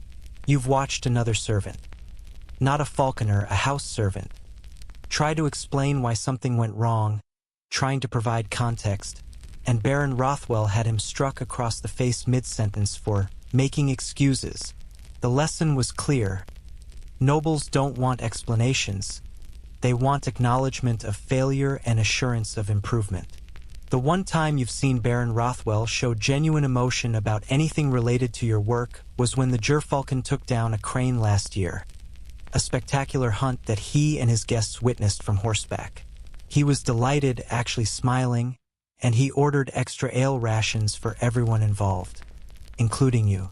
You received an entire mug of decent ale, plus a portion of the crane for your own meal. An incredible luxury. For approximately 6 hours, you felt valued, appreciated, maybe even respected. Then the next morning, everything returned to normal. Edmund woke you with his usual hostility, and you resumed your position at the bottom of the hierarchy. That brief taste of appreciation somehow made the usual treatment feel worse. Like seeing what could be and knowing it was temporary, conditional, entirely dependent on bird performance and noble whim. The stable boy, a kid maybe 14 years old, once asked you why you put up with it, why you don't just leave and find other work. You tried to explain the impossibility. Leaving without permission means no reference, which means no other employment in specialized trades. It means being marked as unreliable, possibly as a runaway servant if Baron Rothwell felt spiteful enough to make an issue of it. It means losing what little security you have, housing, regular meals, however inadequate, some protection from absolute destitution. The kid didn't understand, couldn't understand from his position of even greater powerlessness. He's still young enough to think freedom is valuable in itself. You're old enough to know that freedom without resources is just a different kind of prison. You think sometimes about the falconers you've heard of who work for kings or major nobles, the ones with multiple assistants, the ones who get actual salaries in coin rather than just room and board, the ones who train the most spectacular birds and travel for royal hunting parties. That's the top of your profession, the pinnacle you could theoretically aspire to if you were extraordinarily skilled and extraordinarily lucky. From where you're standing, in a leaking hut, fingers numb from cold, having just been threatened over a bird's minor injury, that world seems as distant and unreachable as the moon. You're not climbing that ladder. You're just trying not to fall off the bottom rung. The morning continues with its usual routines. Feeding the birds, checking equipment, preparing for whatever hunting your master might decree. But now there's the added burden of monitoring the goshawk hourly, checking that mouth laceration, watching for signs of infection or deterioration. It's additional work on top of everything else, and you're already behind on perch cleaning from yesterday's deferral, and there's a new issue with the peregrine's bewit that needs addressing, and your body is running on insufficient sleep and inadequate food, and this is just Tuesday. Wednesday will bring its own crises. Thursday likewise. The medieval calendar is an endless sequence of days where you're perpetually behind, perpetually stressed, perpetually one bird mishap away from punishment. Around midday, William shows up to help with weathering, a rare instance of necessary cooperation, and you work together in tense silence, moving birds to the outdoor perches. He notices the goshawk's subdued behavior and asks what happened, and you give him the minimal explanation. Minor injury under control, being monitored. He nods, and you can't quite read his expression. Is he hoping the bird dies so you get blamed? Is he genuinely concerned because her death would make more work for him? Is he completely indifferent? The inability to trust your only peer in this work is exhausting in its own right, this constant evaluation of motives and threats.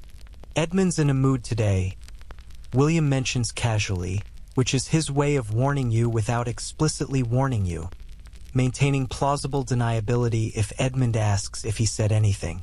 You grunt acknowledgement. Edmund is always in a mood, but apparently today's mood is worse than usual, which means extra vigilance, extra deference, extra care to avoid becoming his target. You both stand there watching the birds, and you're struck by the absurdity of it all. Two young men, both capable of better things theoretically, both trapped in this system of serving temperamental predators for the entertainment of a nobleman who barely knows your names. But there's no alternative visible from here, no path out that doesn't involve even worse circumstances. So you stand, you watch, you monitor the goshawk's behavior, and you count down the hours until evening when you can collapse and do it all again tomorrow. The pecking order is clear, your master at the top, then Edmund, then William ahead of you by virtue of 6 months seniority, then you, then the birds themselves in their own internal ranking, then nothing. Just the possibility of falling further, of losing this position and ending up truly desperate. That possibility haunts you more than Edmund's fists, more than the bird's talons, more than the cold or hunger or endless work. Because as bad as this is, you've seen worse. You've seen what happens to people with no position at all, no protection, no guaranteed food. That's the real bottom of the medieval social hierarchy. And from your precarious perch just above it, that abyss looks dark and hungry and way too close. The goshawk shifts on her perch and you check her automatically, still subdued, but alert. The laceration is minor. She'll probably be fine. You'll probably survive this crisis. Until the next one, and the next, and the next. Training a raptor to hunt and return is fundamentally an exercise in controlled starvation and managed fear, which sounds brutal because it absolutely is. You're not teaching a bird tricks like you teach a dog to fetch. You're negotiating with a wild predator's survival instincts, trying to convince something that evolved to be independent and deadly that cooperating with you occasionally yields better results than just flying away forever. The process takes weeks minimum, usually months, and it goes wrong in approximately 1,000 different ways, most of which involve blood, yours or the bird's, and all of which require patience you don't naturally possess but have been forced to develop through sheer necessity. You're currently training a new passage hawk, a wild-caught bird, young but not a nestling, captured during migration season. She's a peregrine, intended to eventually replace the aging peregrine currently in the mews, and she's everything you've come to expect from newly caught birds. Terrified, aggressive, and absolutely convinced you're a threat to be fought or fled from. She arrived 3 weeks ago, trapped by a professional birdcatcher who sold her to your master for a sum that could feed you for a year. Since then, you've been engaged in the slow, tedious, occasionally bloody process of manning, the falconry term for taming a hawk, getting it comfortable with human presence and handling. The first week was what's called watching the hawk, literally staying awake with the bird, preventing it from sleeping, keeping it on your glove for hours and hours until exhaustion overrides its fear response. This is as miserable for you as it is for the bird. You spent 72 hours in a semi-conscious state, the hawk on your glove, walking around the courtyard at night, sitting in your hut during the day, forcing yourself to stay upright and alert while your body screamed for rest. The theory is that extreme fatigue breaks down the bird's natural resistance, makes it too tired to panic, and creates a sort of traumatized acceptance of human presence. The practice is that you both end up exhausted. You develop a relationship based on mutual suffering, and sometimes the bird dies from the stress anyway, and you're out an expensive animal and facing Edmund's wrath. This hawk survived, mercifully, and moved into the next phase, being carried everywhere on your glove while you go about daily tasks, exposing her to the normal chaos of manor life until she stops baiting constantly. Baiting is when the bird tries to fly off your glove, hits the end of her leash, and ends up hanging upside down, wings flapping frantically, until you right her. New birds bait constantly, dozens of times per hour, and each time you have to calmly, patiently lift them back onto your glove and wait for the next attempt. It's like trying to hold on to someone who's actively trying to jump off a cliff, except the someone has knives for feet and is repeatedly stabbing you through your glove. Your left forearm, the glove arm, is a mess of bruises and puncture wounds in various stages of healing. The leather glove helps, but it's not armor. Determined talons punch through, especially when the bird is panicking and gripping with maximum force. You've learned to recognize the warning signs. The subtle shift in weight distribution, the tensing of her feet, the slight crouch that precedes a baiting attempt. Sometimes you can prevent it by adjusting your position or redirecting her attention. Usually you can't, and you just endure the next cycle of launch, hang, retrieve, repeat. After 3 weeks, she's down to maybe 6 or 7 baits per hour, which is actually progress.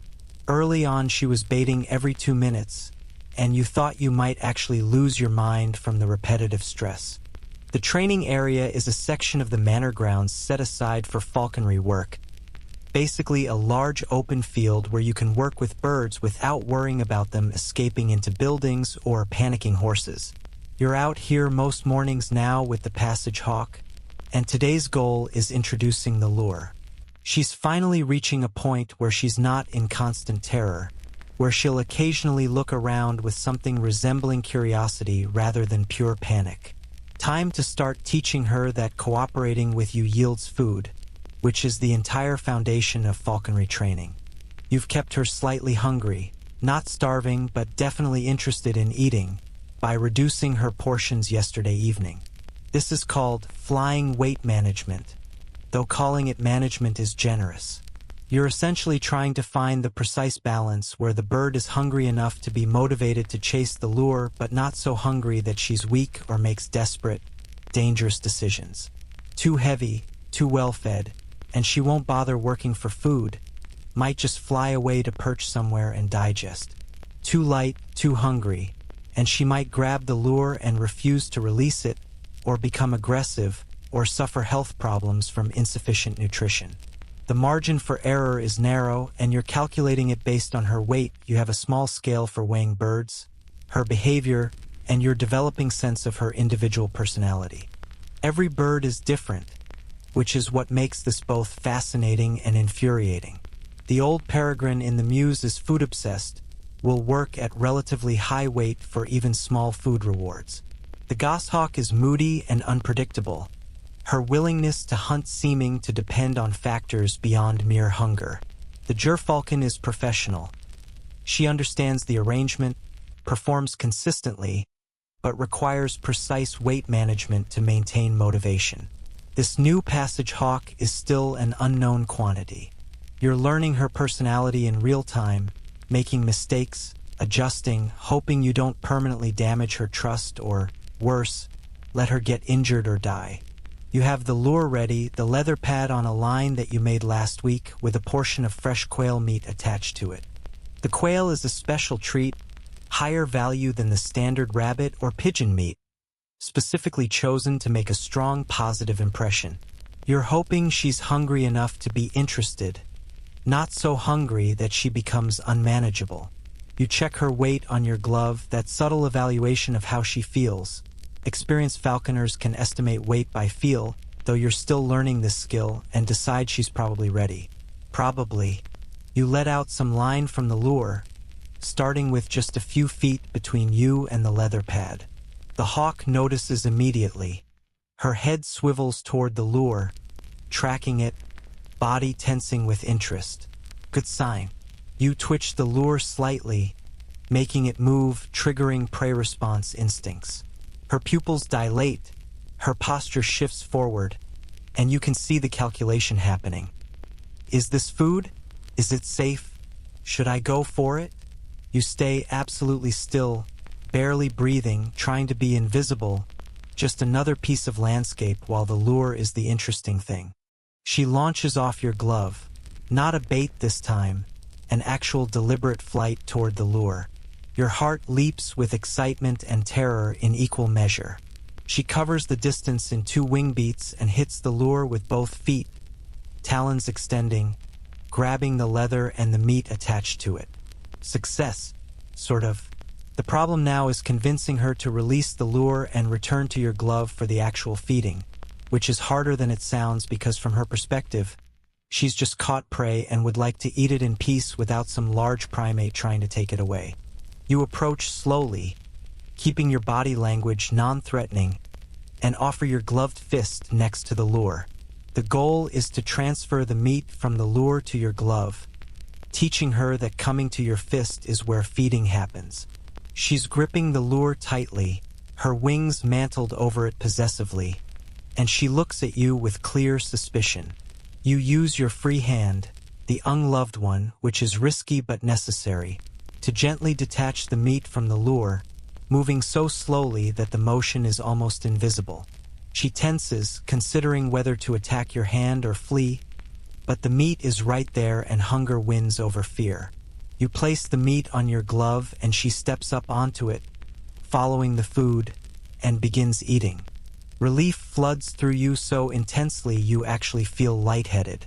First successful lure chase. This is the foundation of everything else. She's just learned that chasing the lure leads to food on your glove. Repeat this a few hundred times and it becomes automatic muscle memory, a reliable response you can build into actual hunting behavior. But right now, in this moment, she's still deciding whether this is a good arrangement or a trap, still evaluating every aspect of the situation, and you're holding your breath hoping she doesn't suddenly decide you're the enemy and sink her talons into your face. She eats the meat. You've cut it into small pieces specifically so she finishes quickly and stays interested rather than getting full, and you prepare for round 2. This time you let out more line, maybe 10 feet, creating more distance between your glove and the lure. The increased distance means she'll have to fly further, commit more fully to the chase, which tests her trust and motivation. You twitch the lure again, that slight movement that simulates living prey, and again she launches, flies the greater distance, hits the lure solidly. She's a natural, you realize, good flight instincts, aggressive chase, solid grip. If you don't screw this up, she'll be an excellent hunting bird. You repeat the process. Approach, transfer meat to glove, let her eat, prepare for another attempt. You're sweating now despite the cold morning air, the concentration and tension taking physical toll. Training sessions are exhausting in ways that physical labor isn't. The mental focus required, the constant evaluation of the bird's state, the pressure of knowing that one wrong move could undo weeks of progress or result in injury. Historians still argue whether medieval falconers understood the psychological principles underlying their training methods or simply followed tradition based on trial and error. From your perspective, it doesn't matter. You're using techniques that work, passed down through generations, and whether you understand the theory is irrelevant compared to getting results.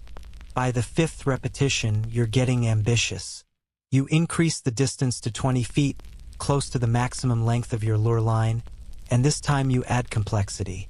You swing the lure in a circle before letting it hit the ground, making her track moving prey rather than stationary. This is harder, requires more skill and decision-making from her, and there's real chance she'll refuse, decide it's not worth the effort. You swing the lure, that leather pad spinning at the end of the line like a small prey animal trying to escape, and for a terrifying second she just watches, unmoving. Then she commits, launching hard, flying fast, pursuing the lure as you pull it away slightly. Not enough to frustrate her, just enough to simulate prey movement, and she catches it mid-swing, a spectacular grab that's exactly what you want to see. You're grinning despite yourself, that rare moment of genuine pleasure breaking through the constant stress. She's good. She's really good. If she stays healthy, if training continues smoothly, if nothing goes catastrophically wrong, she'll be performing hunts within a few months. But that's a lot of ifs, and you've learned not to count victories before they're secured. You've trained birds that showed early promise and then developed behavioral problems. You've trained birds that were perfect in practice and refused to hunt in actual field conditions. You've trained birds that flew away the first time you tried them loose and never came back. Every step forward is tentative, provisional, subject to reversal at any moment. After maybe 45 minutes of training, which is about the maximum useful duration before fatigue and frustration set in for both of you, you decide to end on that successful note. You feed her a larger portion of meat, her reward for good performance, and she settles onto your glove to eat, finally relaxed enough to preen a few feathers between bites. You stand there holding her, arm already aching from the sustained weight. A peregrine is maybe 2 pounds, doesn't sound like much, but holding 2 pounds extended on your forearm for an hour feels like carrying a boulder by the end. Movement catches your attention, and you turn to see Baron Rothwell approaching with 2 other noblemen. Guests from their fine clothing and riding horses. Your stomach tightens immediately. Nobles observing training means pressure, means needing to perform, means explaining what you're doing in ways that make your master look knowledgeable and competent by extension. You bow awkwardly, difficult while holding a bird, and mumble, "My lord." "Continue," Baron Rothwell orders, waving dismissively, and the 3 of them position themselves to watch.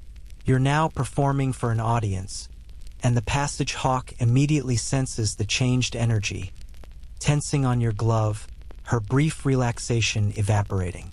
The nobles are talking among themselves, loud voices and sudden movements, all the things that make raptors nervous.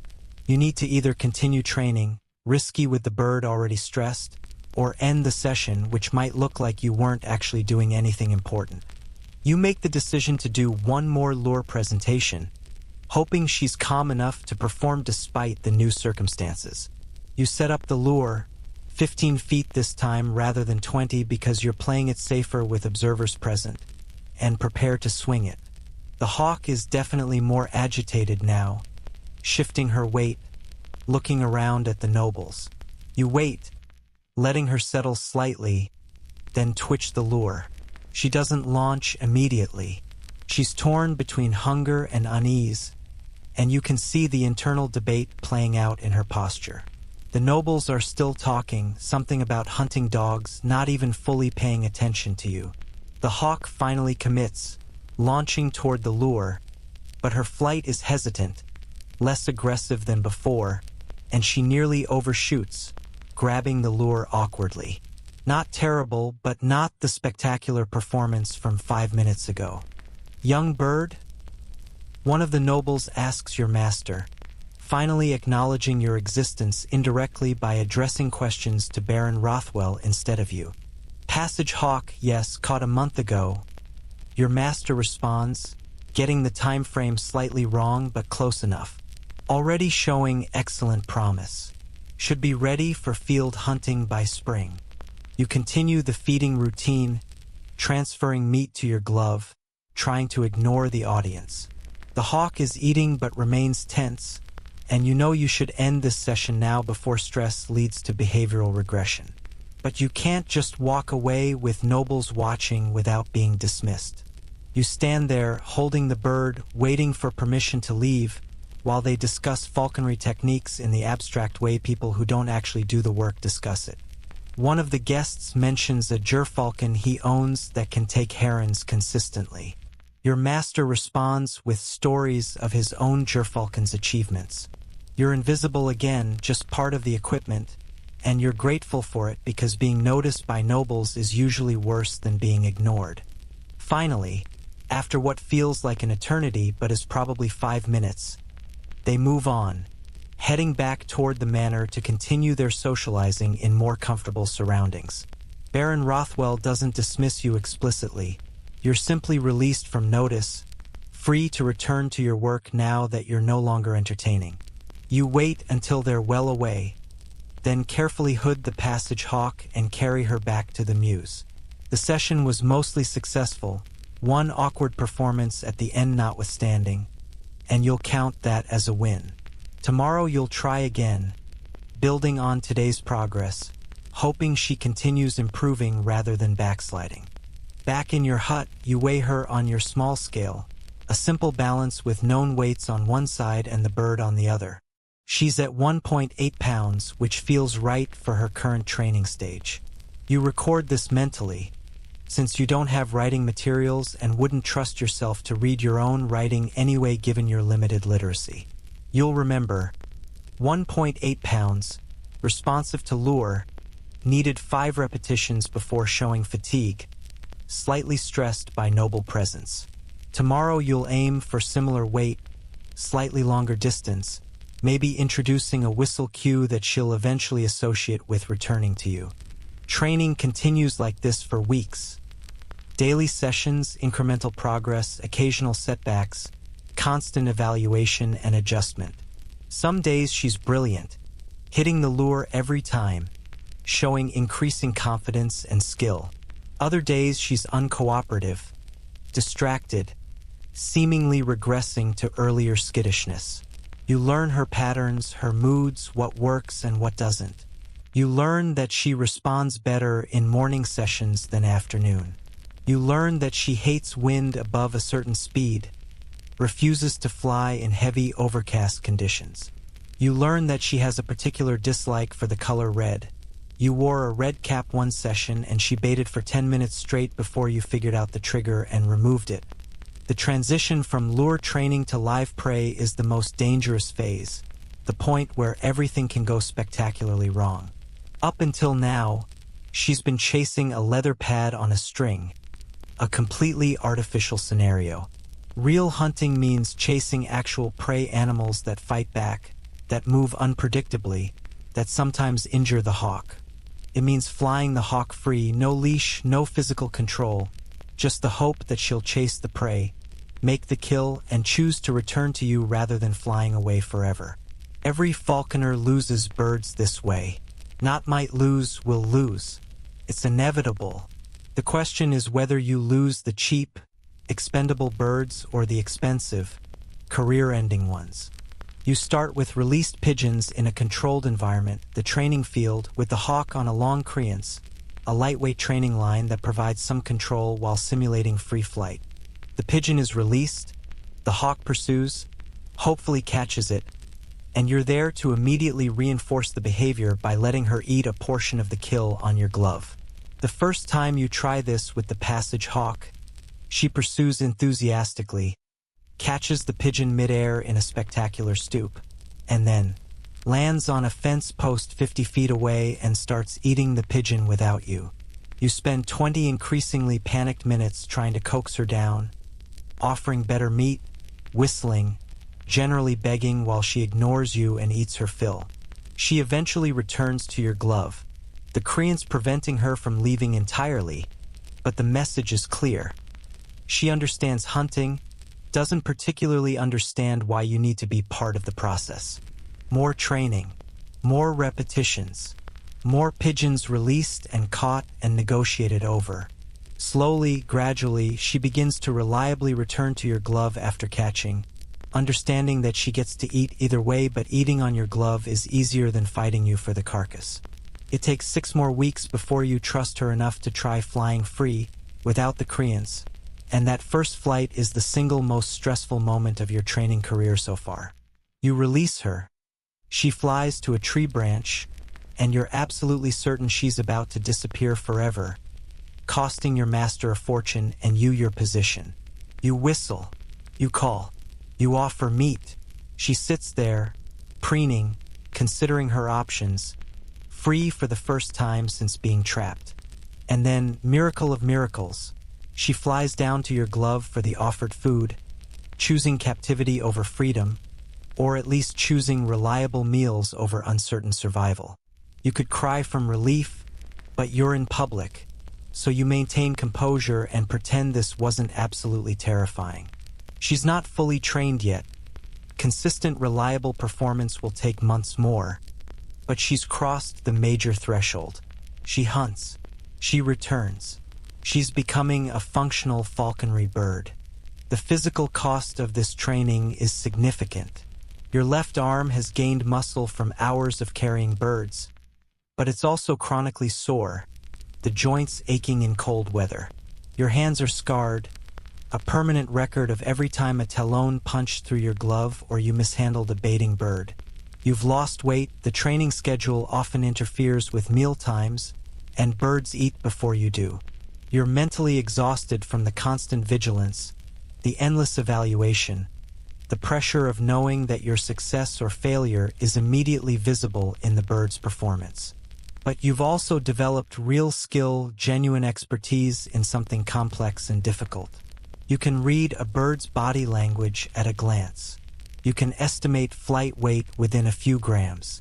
You can predict behavioral issues before they fully manifest. This knowledge is hard-won, purchased with blood and time and repeated failure, but it's yours.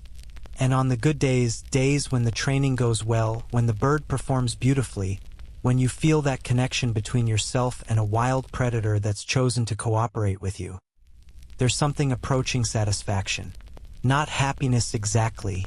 Your life is too uncomfortable and precarious for happiness. But satisfaction, the knowledge that you're becoming good at something genuinely difficult. It's not much, but in a medieval existence defined by suffering and hierarchy and constant struggle, you'll take what you can get. The passage hawk is progressing. You're progressing, and tomorrow you'll do it all again, building skill one repetition at a time, hoping nothing goes catastrophically wrong, managing the endless cycle of starvation and reward that somehow creates a hunting partnership. Welcome to falconry training. Equal parts patience, blood, and controlled terror, with occasional moments of grace when a bird decides you're worth returning to. The hunt begins at dawn on a frost-hardened October morning, the kind of cold that makes your joints ache before you've even moved. Your master has decided on a hawking expedition with 3 guests, minor nobility from neighboring estates, which means today needs to be perfect, which means today will definitely not be perfect because hunts involving nobles and their expectations never are. You've been awake since well before sunrise preparing the birds, and you're already exhausted before the actual work begins. The gerfalcon and the now-trained passage peregrine are selected for today's sport, which means managing 2 high-strung predators while navigating forest terrain and trying not to make your master look incompetent in front of his peers. The hunting party assembles in the courtyard. For mounted nobles in their fine woolens and leather riding gear, the kennel master with 3 hunting dogs on leads, Edmund on horseback supervising everything with his usual scowl, and you on foot carrying both birds on a cadge, a wooden frame designed to transport multiple falcons. William is with you, also on foot, carrying the equipment bag containing spare jesses, the lure, extra meat, and the various tools that might be needed in the field. You're the only ones walking. Everyone else rides, because walking is for servants and you are definitely servants. The 8-mile trek to the hunting grounds will take you 3 hours on foot. The mounted party will arrive in 90 minutes and spend the interim socializing while you catch up, sweaty and footsore. You start walking. The cadge is heavy, approximately 15 pounds of wood and birds, and the weight is distributed across your shoulders via leather straps that dig into your flesh through your tunic. The gerfalcon is hooded and calm, the peregrine slightly more agitated, shifting her weight occasionally and ringing her bells. William walks beside you carrying the equipment bag, and for once you're both too tired and focused on not tripping to maintain your usual competitive tension. The forest path is uneven, studded with roots and rocks, treacherous in the pre-dawn dimness. You've walked this route dozens of times, know the dangerous spots, but familiarity doesn't prevent the occasional stumble that sends a jolt of alarm through you. Dropping the birds would be catastrophic. The nobles' voices fade ahead as their horses pull away, and you're left in relative quiet, just the sound of your breathing, the bells, and William's occasional muttered cursing when he catches his foot on something. The eastern sky is lightening, that gradual transition from black to gray to pale blue, and you can see your breath fogging in the cold air. Your stomach is empty. You grabbed a chunk of bread before leaving, but that was hours ago subjectively, minutes ago chronologically, and your body is already burning through whatever minimal calories that provided. You'll eat later, maybe, if there's time between managing birds and serving nobles. By the time you reach the hunting grounds, a section of mixed forest and open meadow known for game birds, the sun is fully up and the nobles have been waiting for 20 minutes, which Edmund makes sure you know about with a sharp reprimand delivered at volume so everyone can hear that he, at least, maintains discipline over his subordinates. You bow, apologize, begin unpacking equipment with hands that are shaking slightly from exertion and cold. The birds need to be unhooded, checked, prepared for flight. The dogs need to be positioned to flush game from brush. The nobles need to be positioned where they'll have good views of the hunt without interfering with the birds' flight paths. It's a complex logistical operation, and you're the invisible stagehands making it work. You start with the gerfalcon, removing her hood carefully, letting her eyes adjust to the full daylight. She looks around with that predator focus, immediately scanning for potential prey, and you can feel the tension in her feet where she grips your glove. She's ready, eager even, which is good. A lethargic bird won't perform, but an overeager one might ignore commands and chase anything that moves. You've managed her weight carefully all week for this hunt, keeping her at that precise balance between motivated and controllable. She's at 2.1 pounds this morning, exactly where you want her. Baron Rothwell approaches on his horse, looking down at you literally and figuratively. The gerfalcon first, he announces, which you already knew, but he needs to say it anyway to assert authority. Lord Pemberton wishes to see her take a heron if possible. Your heart sinks slightly. Herons are difficult quarry, large, powerful birds that can injure a falcon, and they typically hunt near water where terrain is terrible for retrieval if something goes wrong. But you nod, say, "Yes, my lord," and begin scanning the landscape for likely heron locations. There's a stream running through the eastern section of the grounds, marshy areas where herons feed. You point this out to Edmund, who relays it to the nobles as if he thought of it himself, and the hunting party begins moving in that direction. You're walking now with the gerfalcon on your glove, one of the dogs ranging ahead to flush game, and everyone's eyes on you and the bird. The pressure is immense. You need the falcon to perform, need her to spot appropriate prey, need her to chase and catch and return, need everything to go perfectly so your master looks skilled and his guests are impressed. The falcon doesn't care about any of this. She cares about hunting, about satisfying predator instincts, and whether that aligns with noble entertainment is pure chance. The dog freezes, pointing behavior indicating it spotted something, and everyone's attention sharpens. You strain to see what the dog has found. A heron, yes, standing in the shallow water about 60 yards away, fishing. Perfect target if the falcon decides to take it. You unclip her leash, feeling that familiar surge of anxiety that accompanies every free flight moment. This is where birds fly away forever, where training either works or catastrophically fails. The gerfalcon launches from your glove before you've fully released her. Her initial wing beats powerful and deliberate, gaining altitude rapidly. She's seen the heron too. The heron spots the incoming falcon. They're not stupid. They've evolved alongside aerial predators, and launches from the water in a panic, powerful wings driving it upward, trying to outclimb the threat. The gerfalcon adjusts instantly, angling her flight, beating higher, trying to get above the heron before the stoop. This is what gerfalcons do, their hunting specialty.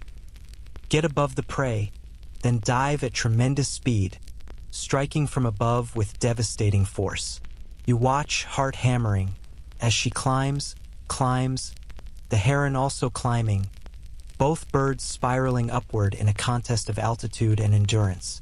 The nobles are watching through the trees, pointing, commenting, and you're barely breathing. The gerfalcon reaches her apex, maybe 300 feet up, tiny against the sky, and then she folds her wings and drops. The stoop is magnificent, a controlled fall accelerating to lethal speed, and she hits the heron mid-flight with an impact you can almost feel from the ground. Feathers explode from the collision. The heron tumbles. The falcon grapples with it, both birds falling now in a controlled crash toward Earth. They hit the ground together maybe 40 yards away, partially hidden by brush, and you're running before you consciously decide to move.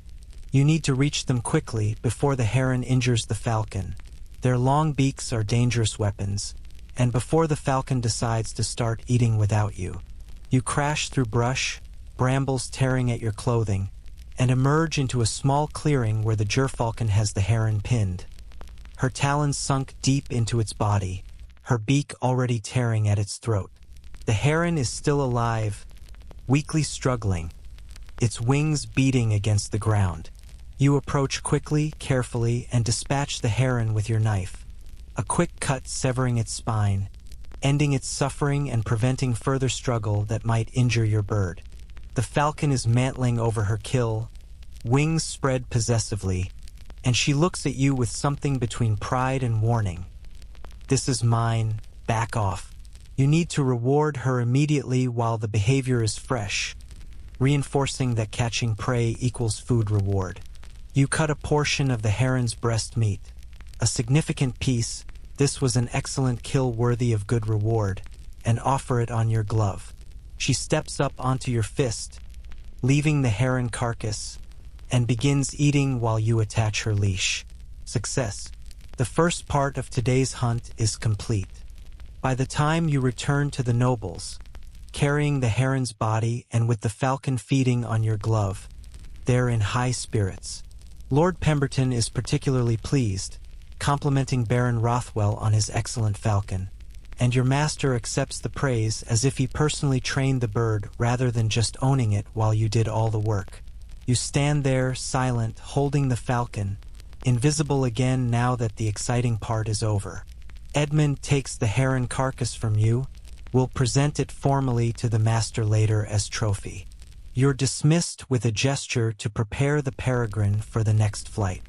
The peregrine is your bird, the passage hawk you've been training for months, and this will be her first hunt in front of nobles. Your stomach twists with anxiety that's qualitatively different from the gerfalcon stress.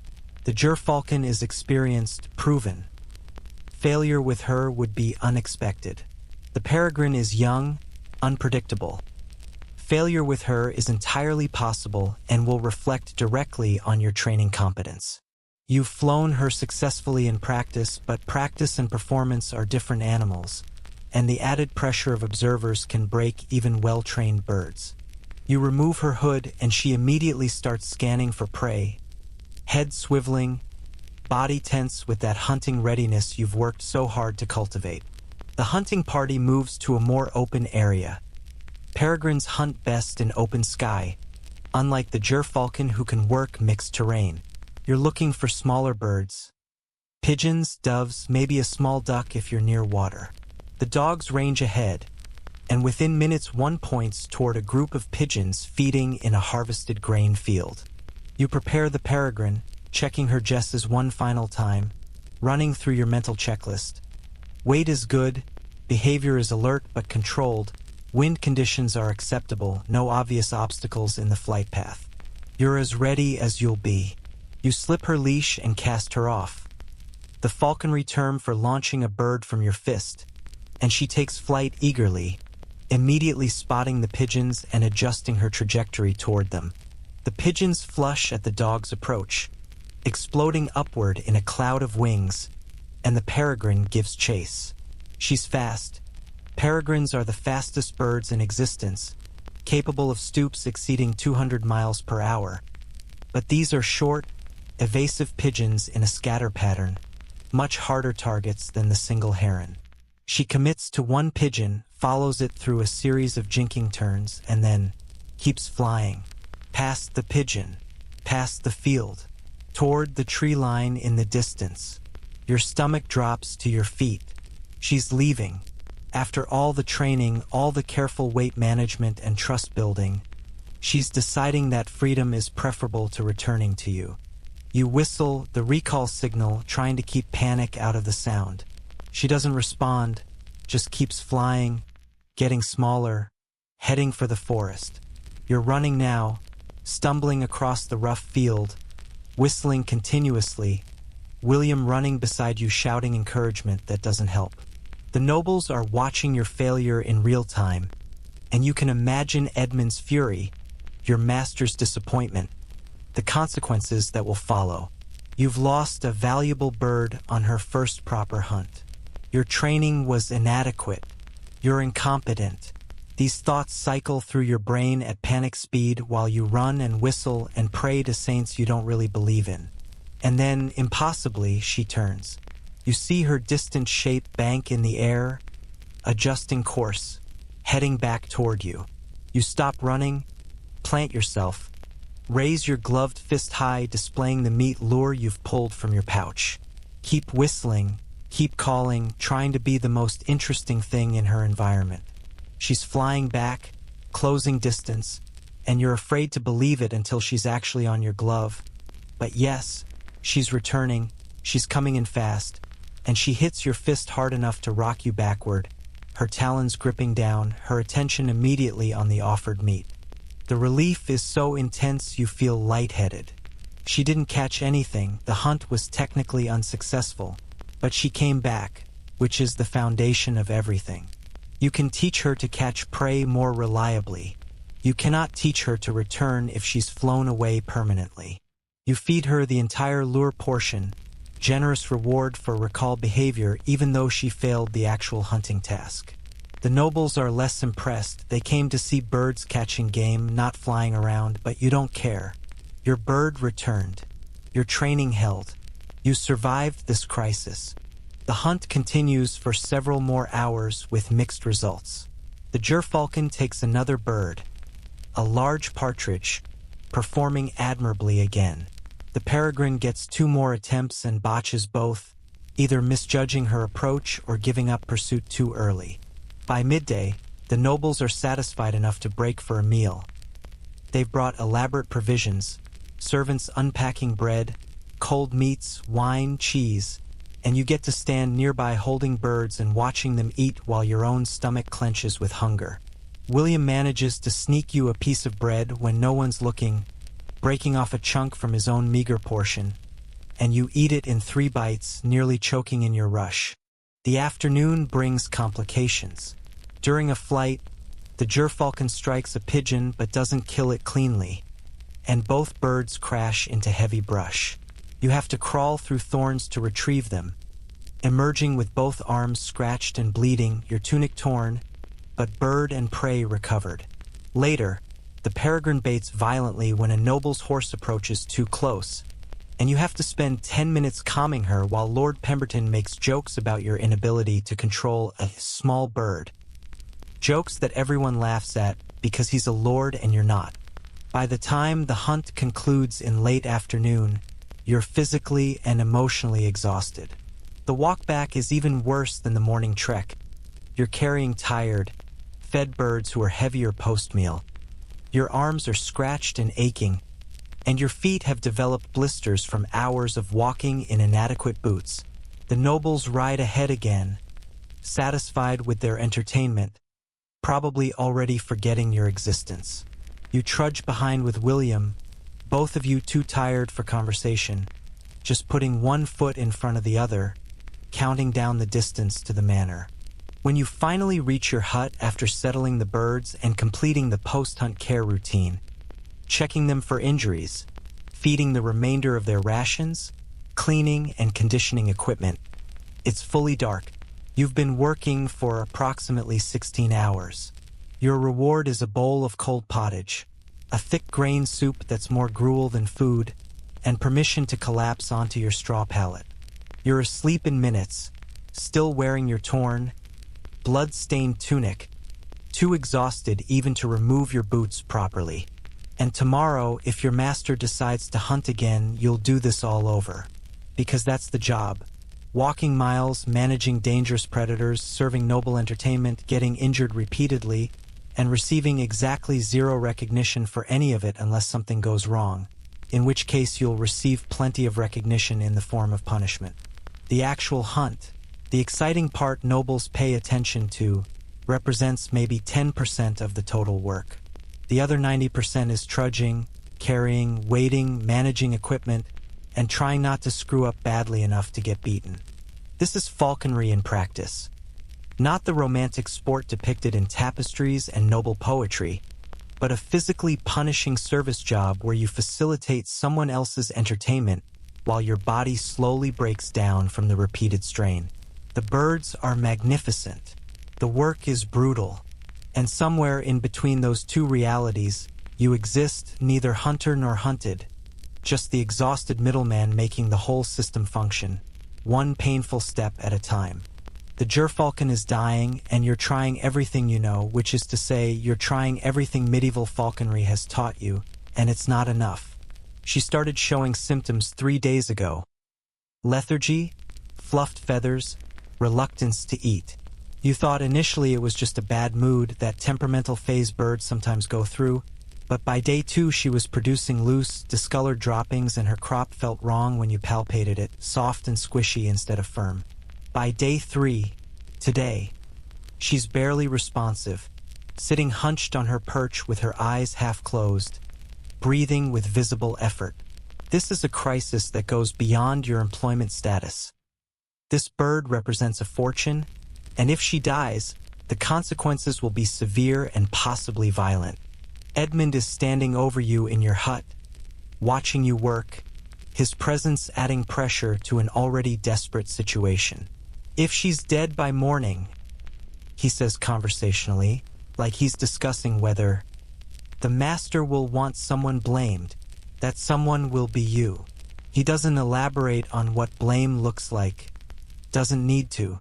You've seen servants beaten unconscious for less valuable losses than a gerfalcon. You're preparing a treatment you learned from Edmund himself, back when he was occasionally willing to teach rather than just criticize. A mixture of crushed garlic, honey, and wine, forced down the bird's throat with the hope that whatever medicinal properties these ingredients possess will combat the infection you're certain is killing her. The theory, such as it is, involves balancing the bird's humors, purging bad substances from her system, and generally trying things that sometimes work without really understanding why. Medieval veterinary medicine for raptors is part observation-based knowledge, part superstition, part desperate improvisation. You wrap the gerfalcon in a cloth. She's too weak to fight much, and pry open her beak carefully with your fingers. Her mouth looks inflamed, redder than normal, possibly painful. You use a small wooden dowel to push the medicine mixture toward the back of her throat, trying to get her to swallow. She gags, struggles weakly, and about half the mixture comes back up, dripping down her feathers. You try again, slower this time, and manage to get more down. Whether this will help is entirely unknown, but doing nothing guarantees she dies, so you do something, anything, hoping medieval knowledge contains enough truth mixed with the nonsense to save her. Medieval falconry medicine is a bizarre combination of accurate observation and complete fantasy. Falconers correctly identified that birds need casting, the regurgitation of indigestible material, to maintain crop health, so they deliberately fed fur and feathers for this purpose. Accurate. They also believed that raptors had specific stones in their crops that were essential to digestion and needed to be protected. Fantasy, there are no stones, But the belief was widespread enough that falconry manuals devoted serious discussion to cropstone maintenance. They understood that certain herbs reduced inflammation and helped with digestion. They also believed that ground-up precious gems mixed with meat could cure diseases, and that the phase of the moon affected treatment efficacy. Your own knowledge is a patchwork of what Edmund taught you, what you've observed personally, what you've heard from other falconers in the brief interactions you have with them, and what you've desperately improvised when faced with dying birds and no clear solution. You know that keeping the bird warm helps with many illnesses, so the gerfalcon is positioned closest to the hearth, closer than usual, where the heat might combat whatever infection is ravaging her system. You know that dehydration kills, so you've been forcing water into her beak every few hours with a small cloth soaked in clean water, letting her absorb it slowly. You know that complete starvation weakens, so you've been trying to get tiny pieces of the freshest, most digestible meat into her, even though she's barely interested. What you don't know is the actual cause of the illness, which means you're treating symptoms blindly, hoping something works. Is it a bacterial infection from contaminated food? A parasite you missed during deworming? An injury you failed to notice that became infected? A respiratory disease transmitted from wild birds? Without any ability to see inside her body, without any understanding of microbiology or disease vectors, you're essentially guessing. Educated guessing based on experience, but guessing nonetheless. You've seen birds die from mysterious illnesses before. It's an inevitable part of working with raptors, especially wild-caught birds that carry unknown pathogens. You watched a merlin deteriorate over 5 days last year, trying everything, and she died anyway, choking on fluid in her lungs while you held her, helpless. You've lost birds to injuries that became infected, a talon wound that seemed minor but introduced bacteria you had no way to combat. You've lost birds to starvation when they refused to eat for reasons you never understood. Each death taught you something, added to your knowledge base, but the lesson usually came too late to save that particular bird. Historians still argue whether medieval falconers had effective treatments or whether bird survival was mostly luck, with successful treatments being remembered and failures forgotten, creating an illusion of medical competence that didn't actually exist. From your perspective, covered in gerfalcon regurgitation at 3 in the morning, desperately trying to save a bird whose death will likely result in your physical punishment, the effectiveness question is irrelevant. You use what you have, what you know, and you hope. The other treatment you're attempting involves frankincense resin burned near the bird, the aromatic smoke supposedly having healing properties for respiratory issues. You're not certain the gerfalcon has respiratory problems. Her breathing seems labored but not wheezing, but the smoke treatment is something you've seen work before, or at least been present when a bird recovered after being treated with it. Correlation isn't causation, but you don't have controlled studies, you have desperate measures. You light a small piece of resin on a clay dish, and the sharp, pine-like smell fills the hut, probably doing nothing therapeutic, but at least making you feel like you're taking action. The night stretches on endlessly. You're checking the gerfalcon every 30 minutes, monitoring her breathing, her posture, her level of consciousness. Sometimes she seems slightly more alert, and hope surges. Then she slumps again, and despair returns. You're trapped in this cycle of hope and dread, exhausted but unable to sleep because leaving her unmonitored feels like giving up. William appears around midnight, bringing you some water and a piece of bread, one of the few genuinely kind gestures he's made. "Edmund told me to tell you," he says quietly. "If she dies, run. Don't wait for morning. Just leave." You nod, understanding the advice. Edmund is warning you, in his indirect way, that Baron Rothwell's anger will be extreme, possibly dangerous.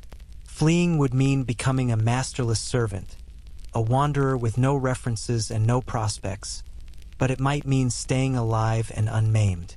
You file this information away, hoping desperately you won't need it, returning your attention to the bird. By dawn, she's no better but also no worse, which you choose to interpret as progress since at least she's not dead. She's accepted a tiny amount of water and hasn't vomited in 3 hours, which could mean the medicine is working or could mean she's too weak to vomit anymore. Her eyes are still dull, her feathers still fluffed, but she's breathing steadily. Edmund arrives to check on the situation, examines the bird himself and grunts, his closest expression to approval. "Keep doing what you're doing," he says, which is as much encouragement as you'll receive. The master knows she's ill. He'll want updates. The next 48 hours blur together into an exhausting routine. Forced feeding and watering every few hours, monitoring constantly, trying additional treatments when inspiration or desperation strikes. You try a poultice of herbs on her chest, comfrey and yarrow, plants reputed to reduce inflammation, though how a topical application is supposed to help internal illness is unclear. You adjust her perch height, thinking maybe standing is exhausting her. You actually pray to Saint Bavo, the patron saint of falconry, despite being generally skeptical about divine intervention in bird health matters. You're throwing everything at the problem, medical and magical, hoping something sticks. On the 4th day, she eats voluntarily. Not much, a small piece of fresh quail meat, but she reaches for it herself rather than being force-fed, which is the first positive behavioral sign you've seen. You nearly cry from relief, and you're not a person who cries easily. By day 5, she's producing normal droppings again. By day 6, she's preening her feathers, that self-maintenance behavior that indicates she's feeling well enough to care about her appearance. She's recovering. You're still not certain from what, and you'll never know if your treatments actually helped or if she recovered despite them. But she's alive, improving, and that's sufficient. Edmund delivers the news to Baron Rothwell, who apparently expresses satisfaction that his valuable falcon was saved, though this satisfaction never translates into any acknowledgement directed at you. You saved a bird worth 40 sheep, spent 6 days barely sleeping while administering continuous care, and your reward is not being beaten. The medieval service economy in action. Extraordinary effort is expected, adequate performance goes unremarked, and failure is punished severely. Success is its own reward, meaning there is no reward. But the gerfalcon isn't your only medical crisis this season. The peregrine develops a foot infection, bumblefoot, the condition you've been dreading, and treating it is a nightmare of a different sort. Bumblefoot is a bacterial infection that enters through small wounds on the bird's feet, creating abscesses that, if untreated, can cause permanent lameness or death. Treatment involves physically removing the infection, which means restraining a bird that's already in pain and then deliberately causing more pain while cleaning out infected tissue. You wrap the peregrine tightly in a cloth, leaving only her infected foot exposed, and she's screaming, that high-pitched raptor distress call that makes your ears ring, and struggling violently despite the restraint.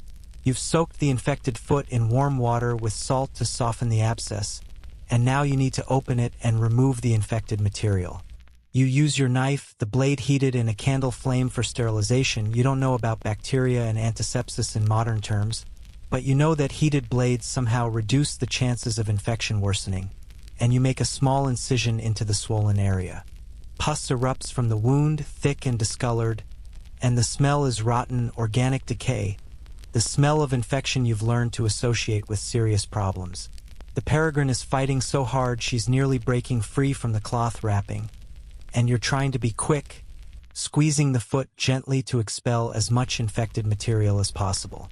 Blood mixes with pus, and you can see the small abscess cavity inside the wound, needing to be cleaned thoroughly or the infection will just return. You flush it with wine. The alcohol content is higher than water, and experience has taught you wine-cleaned wounds do better than water-cleaned ones, though you don't know why. The bird is exhausted from struggling, her screams reduced to whimpers, and you feel genuinely terrible about causing this pain. But the alternative is letting the infection spread until the foot is useless and the bird has to be culled. After draining and cleaning the abscess, you pack it with honey. Raw honey has properties that prevent infection, another observation-based treatment that medieval medicine got accidentally right. You wrap the foot in clean cloth, securing it gently, and release the peregrine from her restraints. She immediately baits away from you, hanging upside down from her perch, absolutely furious, and you don't blame her one bit.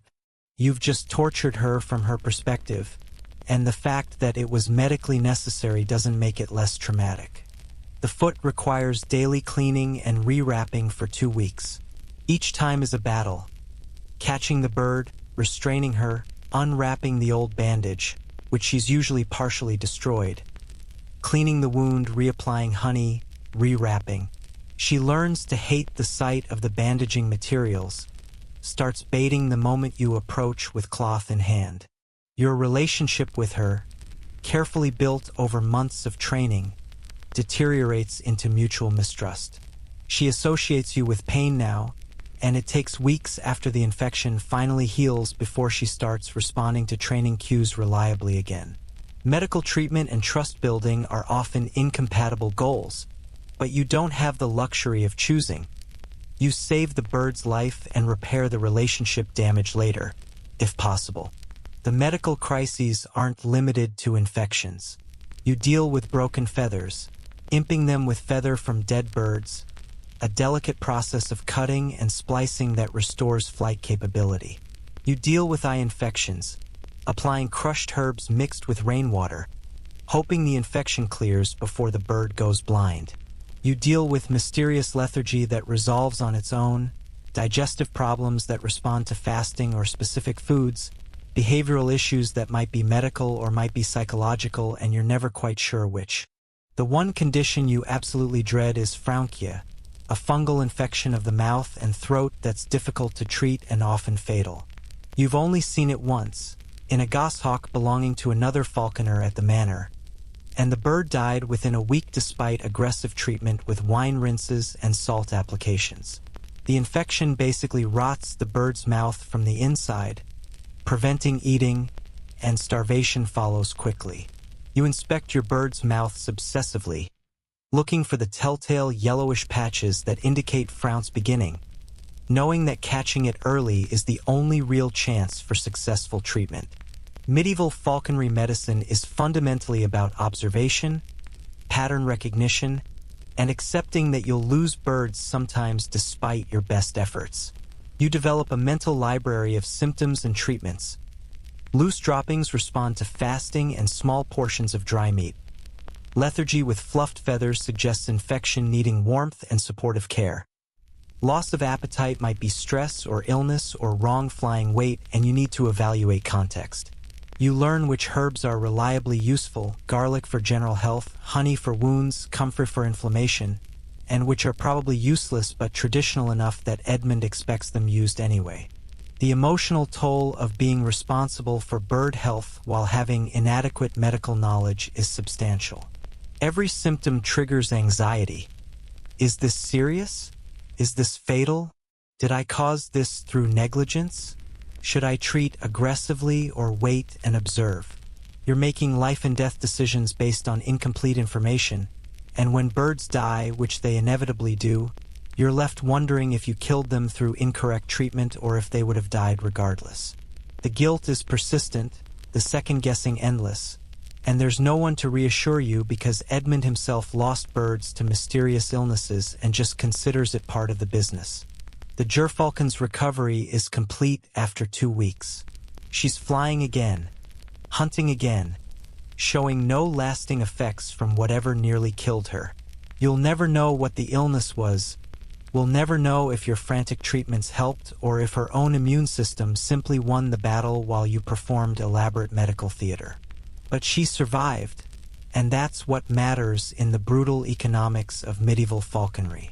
She's alive, valuable, functional, and you've maintained your position through another crisis. Your knowledge of bird medicine has expanded slightly, added new observations to your mental database. Gerfalcons can recover from severe digestive infections if kept warm and hydrated.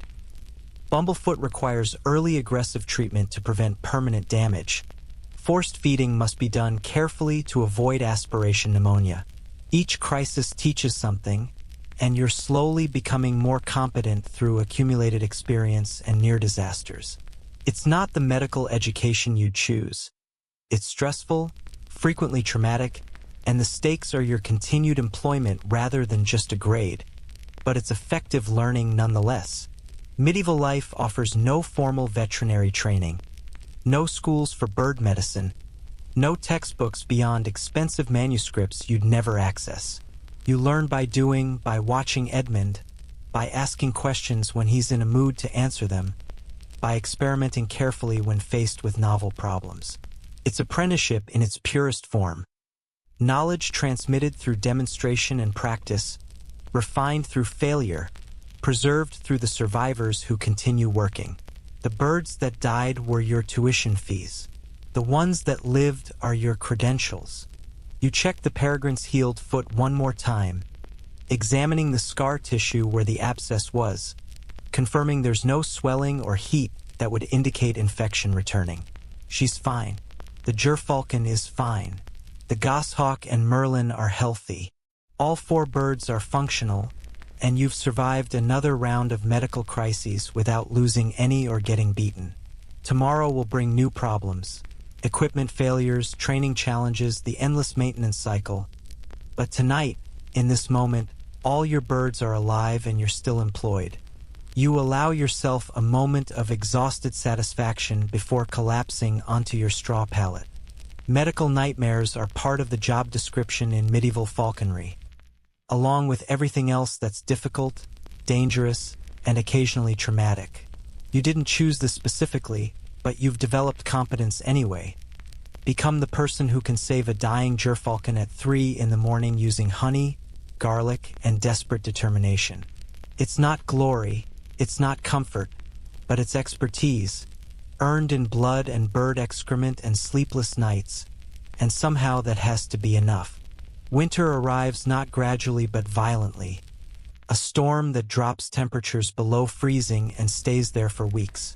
Your hut, already inadequate in autumn, becomes actively hostile to human habitation.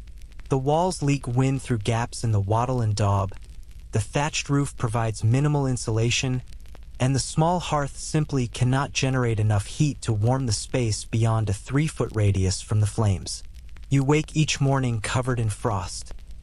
Actual ice crystals on your blanket, on your hair, condensation from your breath that froze overnight. Your water bucket has a layer of ice that needs breaking before you can drink. Your hands are so cold they barely function for the first hour you're awake, fumbling through morning tasks with fingers that feel like wooden blocks. The birds handle the cold better than you do, paradoxically. Raptors are designed for this. Their feathers provide insulation far superior to your wool clothing, and they can fluff themselves up to trap warm air, creating a sort of living blanket. But even they're affected. They're hungrier, burning more calories to maintain body temperature, which means they need more food, which means you need more prey, which means more time spent preparing meat with hands that are numb from cold. The routine feeding that took 45 minutes in summer now takes 90 minutes because everything, cutting meat, tying jesses, handling birds, is twice as difficult when you can't feel your fingers. The meat preparation itself becomes a grotesque nightmare in winter. You're still working with fresh-killed prey, rabbits, pigeons, occasional rats when nothing else is available. But fresh in winter means frozen solid. The rabbit you killed yesterday and stored outside is now basically a furry rock, and you need to thaw it enough to butcher it into bird-sized portions. You can't just leave it by the fire to thaw gradually. That takes hours you don't have, so you're hacking at partially frozen carcasses with your knife, trying to cut through flesh that's still stiff with ice crystals. The knife blade is also cold, so cold that touching it with bare skin would be painful, and you're wearing gloves that reduce your dexterity, making precise cuts nearly impossible. You've developed a technique. Hold the frozen carcass near the fire until the exterior softens slightly, then quickly cut portions before it refreezes, working in stages. It's inefficient and exhausting, and about half the time you slip and cut yourself because frozen meat is unpredictable under the blade and your cold hands aren't as responsive as they should be. Your fingers are a collection of minor cuts in various stages of healing. most of them infected because medieval hygiene standards and raw meat handling are not compatible. And you don't have time to properly clean and bandage every minor wound. They just get wrapped in cloth when they bleed too much and otherwise ignored. The birds themselves show winter behavior changes that complicate everything. They're less motivated to train. The cold makes them lethargic, less interested in flying for food rewards when they can just sit on their perches conserving energy. You're trying to maintain their hunting readiness, but the peregrine especially seems to have mentally checked out for the season, refusing to chase the lure with any enthusiasm. You adjust her weight downward, making her hungrier to increase motivation, but there's a dangerous line between motivated and weakened, and in winter that line is harder to judge. A bird that's too thin has no insulation reserves against the cold and can die from hypothermia even if she's technically above starvation weight. Baron Rothwell still hunts occasionally when weather permits, which is infrequent but not never, meaning you need to keep birds ready despite winter conditions making training nearly impossible. The few hunting expeditions that do happen are exponentially worse than autumn hunts. The ground is frozen and treacherous, falling snow reduces visibility, and you're trudging through snowdrifts in boots that are not waterproof and have developed holes that let in slush with every step. Your feet are perpetually cold and wet, developing what you suspect is early frostbite. Numbness in your toes, discoloration you can't properly assess in candlelight, occasional sharp pains that suggest tissue damage. During one particularly brutal hunt in late December, you spend 6 hours in a snowstorm standing in a field holding the gerfalcon while Baron Rothwell and his guests warm themselves by a fire the servants built, waiting for weather to clear enough to actually hunt. The falcon is hooded and relatively protected by her feathers. You're standing in the open, snow accumulating on your shoulders, slowly losing feeling in your extremities. When the hunt finally happens, a brief, unsuccessful chase of some winter duck, you can barely tie the falcon's leash because your fingers won't bend properly. Edmund has to help you, and his assistance comes with a verbal lashing about incompetence and weakness, as if hypothermia is a character flaw you should overcome through willpower. The worst part of winter isn't the cold during waking hours. That's terrible but manageable through constant movement. It's the cold during sleeping hours when you're trying to rest and your body temperature drops and there's nothing you can do about it. You sleep in every piece of clothing you own. 2 tunics, your cloak, wool wrappings on your feet, a hat pulled down over your ears. You curl into a tight ball on your straw pallet, the inadequate blanket pulled over you, trying to minimize exposed surface area. And still, you're cold. The kind of cold that keeps you in a twilight state between sleeping and waking, never properly resting, your body shivering constantly in an attempt to generate warmth. The hearth fire dies overnight despite your attempts to bank it. There's simply not enough wood to keep it going 12 hours, and you can't afford to burn through your wood supply that fast or you'll run out before spring. So the hut temperature drops to barely above freezing, and you wake multiple times shivering violently, and by morning you're more exhausted than when you went to sleep. Sleep deprivation becomes cumulative over weeks. You're operating in a constant fog of fatigue, making mistakes with increasing frequency, and the mistakes get blamed on incompetence rather than the fact that you're trying to function on 4 hours of interrupted sleep in sub-zero temperatures. Your hands, exposed to cold and wet and repeated trauma from handling birds and working with frozen meat, develop chilblains, painful, itchy swellings caused by blood vessel damage from cold exposure. They're intensely uncomfortable, burning and itching simultaneously, and they crack open and bleed when you bend your fingers, which you need to do constantly for your work. You try warming them by the fire, but rapid warming makes the pain worse, so you're trapped in this miserable state of perpetual discomfort. Medieval treatment for chilblains involves rubbing them with onions or turnips, which you try once and which does absolutely nothing except make your hands smell like vegetables. The bird's feet also suffer from cold exposure, though they're more adapted to it than your hands. You check them obsessively for signs of frostbite, blackened toes, loss of circulation, and pad their perches with extra cloth to provide insulation from the cold wood. But there's only so much you can do, and the goshawk develops what looks like early frostbite on one toe, the tip turning dark and losing responsiveness.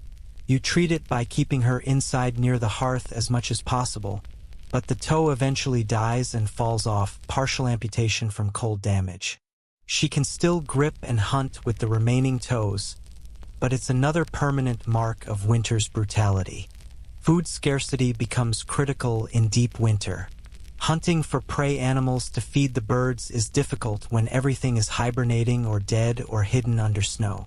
You're setting snares for rabbits, but your success rate is maybe one catch for every 5 snares, and that's on good weeks. The rabbits that you do catch are thin themselves, barely surviving winter, so even when you succeed you're getting less meat per kill. You supplement with whatever you can find or catch. Winter birds that are themselves starving, rats from the granary that the manor is happy to have you trap, occasionally meat scraps from the manor kitchen when the cook is feeling generous. But the scraps are often spoiled.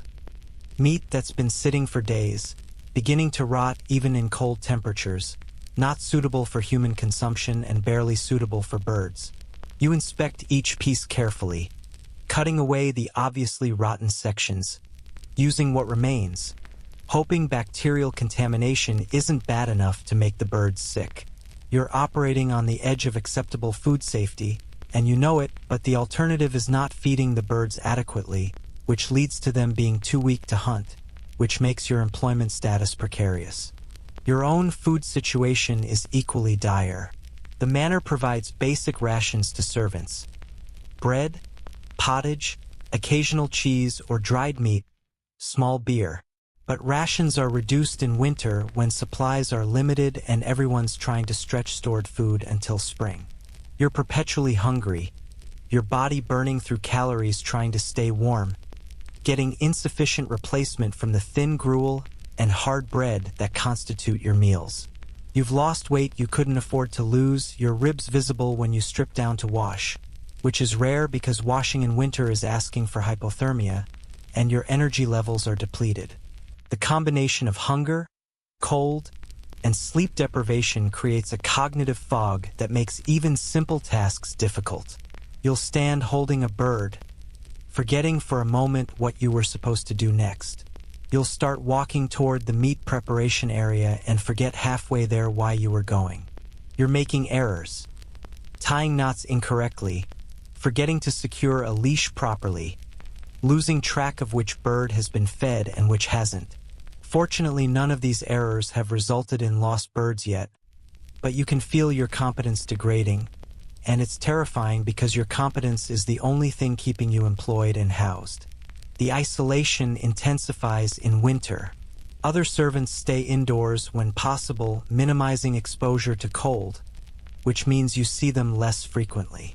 William is assigned to different duties during slow hunting season, so you're not even working alongside him. The birds are your only constant companions, and they're not exactly conversational. You go days sometimes speaking to no one, just the internal monologue in your head and the sounds of birds and wind. The isolation does something to your mental state. Not quite madness, but a sort of detachment, a disconnection from normal social rhythms. When you do interact with other people, you find yourself struggling to remember how conversation works, hesitating too long before responding, saying things that come out wrong. Edmund checks on you weekly, mostly to ensure you haven't died and the birds aren't being neglected. His visits are brief and unpleasant.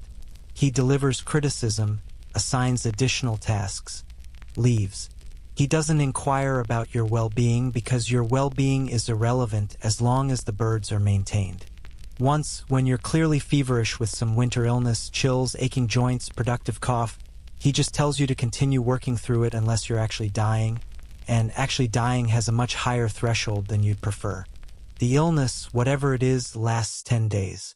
You work through it because stopping isn't an option. The birds still need daily care, and there's no sick leave for servants. You feed them while fighting vertigo, clean perches while doubled over coughing, prepare meat with hands that are shaking from fever. The physical exertion while sick probably prolongs the illness, but you don't have alternatives.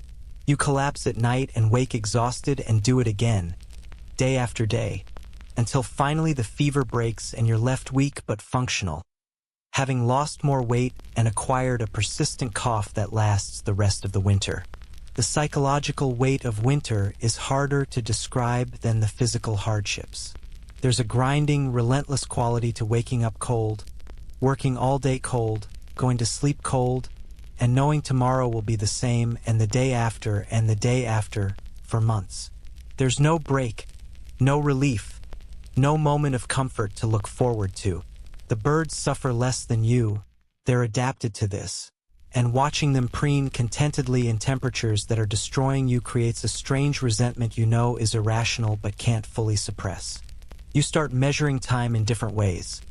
Not days or weeks, but mornings I woke up without frost on my face, rare, and nights I slept more than 4 hours continuously, very rare, and days when my hands worked properly, increasingly rare as winter progresses. The normal calendar becomes meaningless. All that matters is endurance, surviving each day, accumulating days until spring, which feels impossibly distant. By February, you've forgotten what warmth feels like. Not metaphorically, literally. You can't remember the physical sensation of being comfortably warm, can't conjure that memory, and it creates a sort of permanent cold that's as much psychological as physical. You've adapted in the ways humans adapt to prolonged suffering, lowered expectations, diminished capacity for feeling, a sort of emotional numbing that parallels the physical numbness in your frostbitten toes. You're functioning, but you're not well, and the distinction between those states has become blurred. The birds make it through winter better than you do, which is the perverse success metric of your job. The gerfalcon is fine, robust, and healthy, her quality breeding showing in her cold tolerance. The peregrine is somewhat thin but functional. The goshawk lost the toe but otherwise adapted. The merlin, smallest and most vulnerable, struggled but survived. For birds entered winter, for birds remain. By medieval standards, this is excellent animal husbandry. That maintaining this success nearly destroyed your own health is irrelevant. Your health wasn't the priority, was never the priority, exists only as a means to the end of maintaining valuable birds. As February transitions toward March, the worst of winter begins, finally, to ease. The temperatures rise slightly, from unbearable to merely terrible. Days lengthen incrementally, providing more light even if not more warmth. Snow begins melting during days, refreezing at night, creating slush that's somehow worse than solid ice but at least indicates seasonal transition. You start seeing early signs of spring, winter birds becoming more active, patches of ground emerging from snow, the first brave shoots of vegetation appearing in protected areas. And you survive. Damaged, depleted, with permanent scars from frostbite and dozens of small injuries that healed poorly, with a persistent cough and probable chronic cold damage to your extremities, with psychological where that will take months to recover from if it recovers at all. But you survive, the birds survive, and spring is finally, incredibly, approaching. You made it through winter in a medieval falconer's hut, which is an achievement no one will acknowledge or celebrate, but which required every bit of endurance you possessed. Tomorrow will be slightly less cold. The day after, slightly less again. And eventually, impossibly, it will be warm enough to function normally again. You survived winter, barely, and you'll have to do it again next year.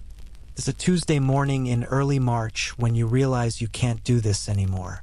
Not can't in the sense of temporary difficulty.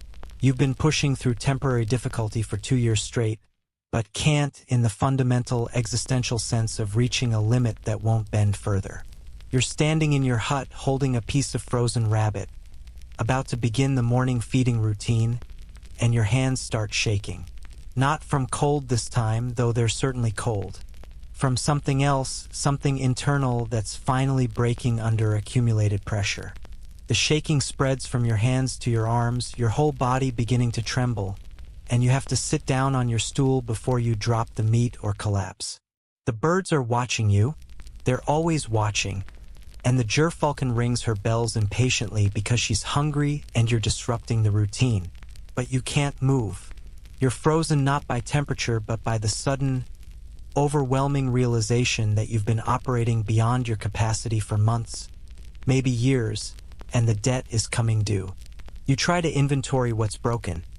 Your hands have permanent nerve damage from cold and repeated trauma, occasional numbness and loss of fine motor control that will probably never fully heal. Your feet have frostbite scars, 2 toes that are discolored and partially numb. Your back has chronic pain from sleeping on inadequate bedding and carrying heavy loads. Your lungs still rattle from the winter illness that never completely resolved. You've lost enough weight that your clothes hang loose, and you can count your ribs by feel. You're 22 years old and your body feels 45, already wearing out, already accumulating the kind of damage that compounds over decades into disability.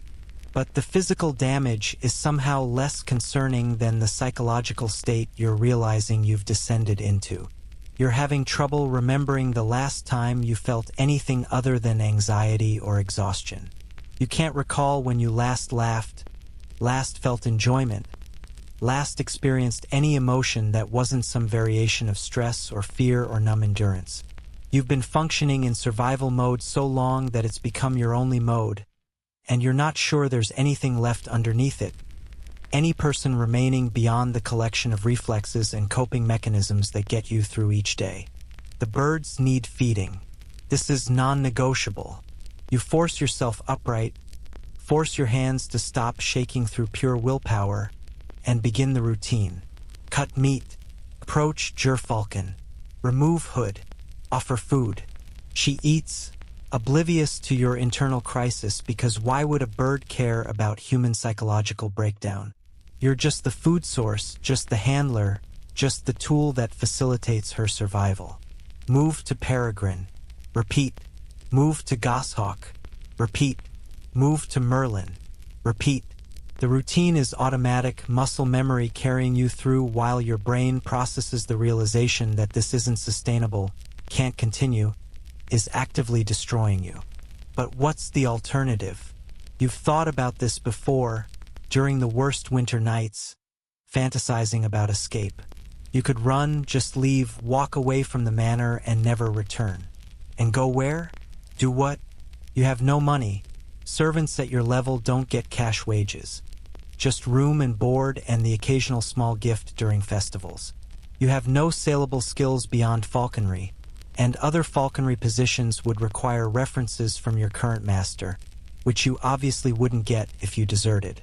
You could try to hire on as general labor somewhere, but masterless servants are viewed with suspicion, assumed to be troublemakers or thieves, and you'd be starting from a position of total disadvantage. You could return to your family, except your family is your remarried mother who has her own children to worry about and no resources to support an adult son who can't support himself. Your father is dead. You have no siblings in a position to help. The extended family network that might have existed in earlier generations has fragmented through migration and economic pressures, and you're essentially alone beyond the formal relationship with your employer. The medieval social structure that gives you some stability, the manor system, the lord-servant relationship, is also the trap that keeps you locked in place. You're fed and housed, which is more than many people have, but you're also bound by economic necessity and lack of alternatives to continue serving regardless of personal cost. The freedom to leave is theoretical. The practical reality is that leaving means destitution, starvation, possibly death. So you stay because staying is the only viable option, even though staying is destroying you incrementally, day by day, injury by injury, until there's nothing left but a broken body and a mind that's forgotten how to be anything other than afraid and exhausted. You finish feeding the birds and sit back down on your stool, staring at nothing. The existential crisis that hit you this morning isn't new information exactly. You've known on some level that this situation is untenable, but you've been suppressing the knowledge, refusing to look at it directly because looking at it means confronting the impossibility of your position. You're trapped. Staying is unbearable. Leaving is impossible. and there's no third option visible from where you're sitting. Edmund appears in your doorway without knocking, as usual, and takes in the scene. You sitting motionless, birds fed but nothing else done. The general aura of someone who's stopped functioning. "What's wrong with you?" he asks, not with concern but with irritation, because your problems are only relevant insofar as they affect bird care. "Nothing," you respond automatically, the servant's reflex answer to authority regardless of truth. "Just tired." Edmund grunts, unconvinced but not interested enough to pursue it. The master wants the gerfalcon and peregrine ready for hunting this afternoon. Weather's clearing, he's got guests arriving. He leaves without waiting for confirmation, because your compliance is assumed, not negotiated. And there it is, the routine resuming, demanding your participation, completely indifferent to your psychological state or physical limitations. The birds need to be prepared. The master has decided to hunt. Your role is to facilitate this, to be the invisible mechanism that makes noble entertainment function smoothly. What you need, what you feel, whether you can sustain this long-term, these questions are not part of the equation. You've seen other servants break under similar pressure. There was a stable hand last year who just stopped showing up one morning, walked away into the forest and was never found. Whether he successfully escaped to some other life or died in the woods, nobody knows and nobody really investigated. There was a kitchen girl who became increasingly erratic, talking to herself, laughing at inappropriate times, until she was dismissed for instability and disappeared into whatever fate awaited discharged servants with no references. There was an older falconer before your time here who Edmund mentions occasionally, a man who worked for 30 years and then one day simply couldn't anymore, suffered some kind of collapse, and was retired to a monastery because your master felt charitable and the man had served loyally for decades. 30 years. You're 2 years in and already breaking. How does anyone sustain this for 30 years? The answer you're beginning to realize is that most don't. The ones who survive long-term are either extraordinarily resilient, genuinely passionate about the work in ways that override the suffering, or have somehow damaged their capacity to feel the suffering acutely. You're none of these things. You're just a person trying to survive, and the survival is costing more than you can afford. But what choice do you have? This question circles in your mind repeatedly, finding no satisfactory answer. You have the choice to stay and endure, accumulating damage until you break completely.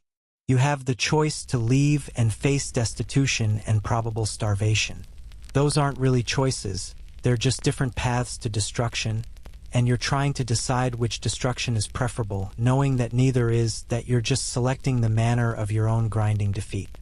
You force yourself to stand, to begin preparing the birds for this afternoon's hunt, because the alternative is sitting paralyzed until Edmund returns with harsher consequences. The gerfalcon needs checking, her equipment needs inspection, you need to manage her weight and feeding schedule, so she's motivated to hunt but not weakened. The mechanical tasks take over, muscle memory and training carrying you through, and the existential crisis recedes to the background. Not resolved, not addressed, just suppressed again because you don't have the luxury of falling apart when birds need managing. The afternoon hunt happens. You perform your role adequately, holding birds, managing equipment, standing in cold fields while nobles enjoy their sport. The gerfalcon takes a duck, a clean kill that pleases Baron Rothwell and his guests. The peregrine refuses to chase, distracted by something or in a mood, and you spend 20 minutes trying to motivate her, while the nobles make jokes about useless birds and incompetent handlers. You endure the jokes because what else can you do? Defend yourself? Explain that training raptors is complex and behavioral motivation isn't perfectly controllable? You just stand there, face neutral, holding a bird that won't cooperate, embodying failure in front of people whose opinion determines your continued employment. The hunt ends. You trudge back to the manor, settle the birds, complete the post-hunt routines. Your hands are shaking again, The tremor that started this morning returning now that you're alone. You've held it together for the performance, maintained the competent servant facade, and now that the immediate pressure is off, the underlying breakdown resumes. You sit on your stool in your hut, birds on their perches around you, and try to imagine continuing this for another month, another year, another decade. You can't. The imagination fails. You can't see a future version of yourself still doing this, still functional, still alive in any meaningful sense beyond biological persistence. Historians still argue whether medieval working conditions caused widespread psychological trauma or whether people of the period were somehow more resilient, better adapted to harsh conditions through cultural or biological factors. From inside the experience, you can confirm this causes trauma. The constant stress, the physical damage, the powerlessness, the absence of control over your own life, the requirement to suppress your own needs in service to others' wants. This breaks people.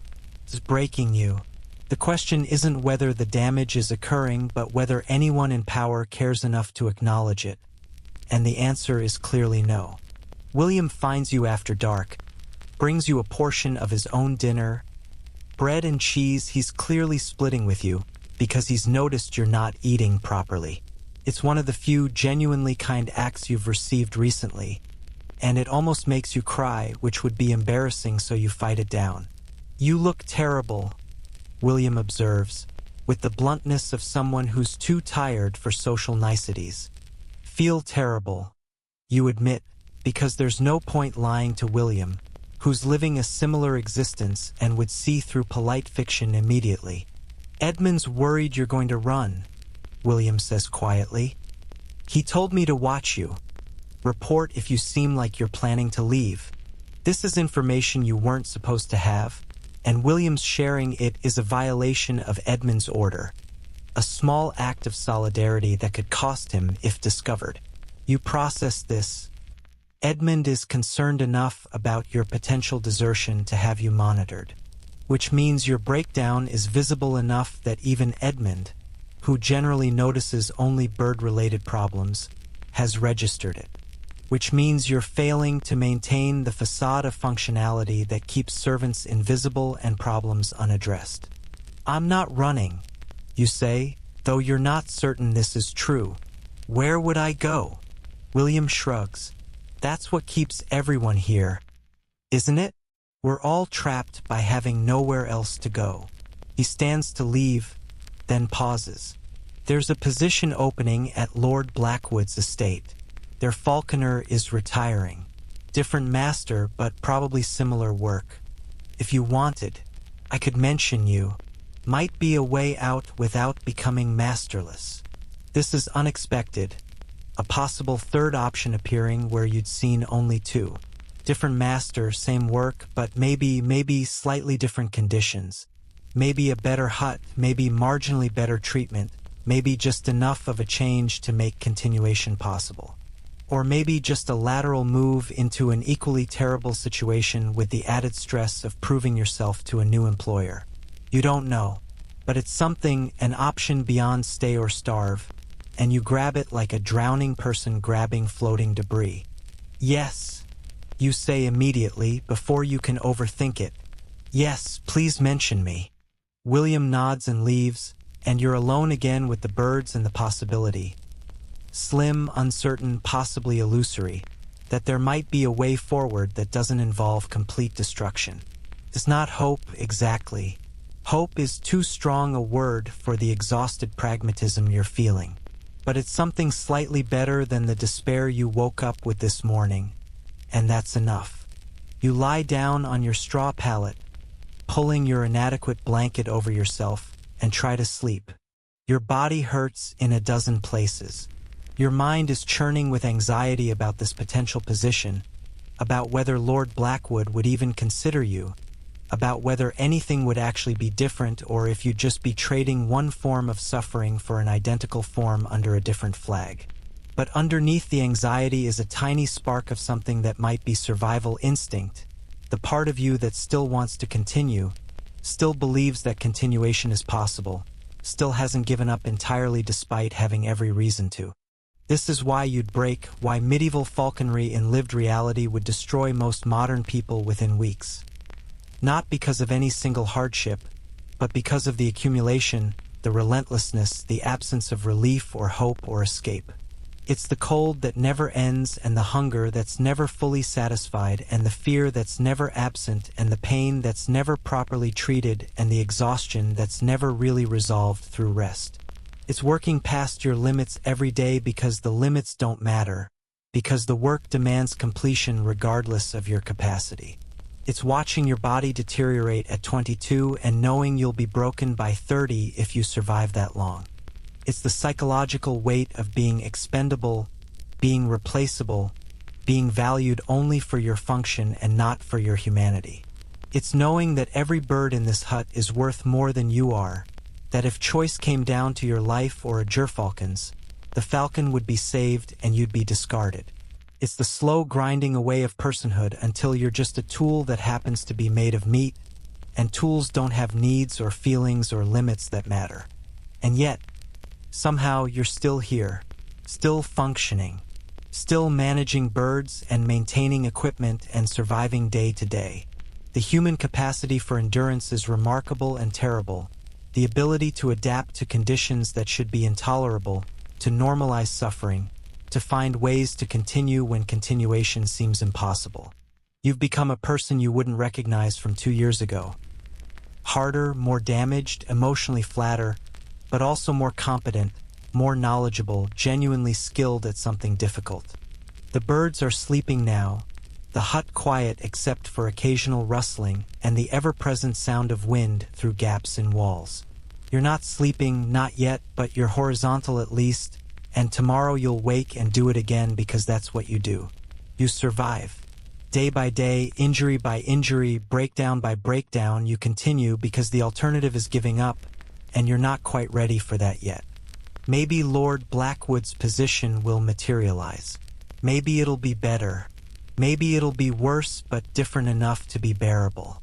Maybe it won't happen at all and you'll stay here until you break completely or die or somehow, impossibly, adapt enough to sustain this long term. You don't know. You can't know. All you can do is get through tonight, wake up tomorrow, feed the birds, and see what happens next. This is medieval falconry. Brutal, beautiful, breaking, and somehow barely survivable.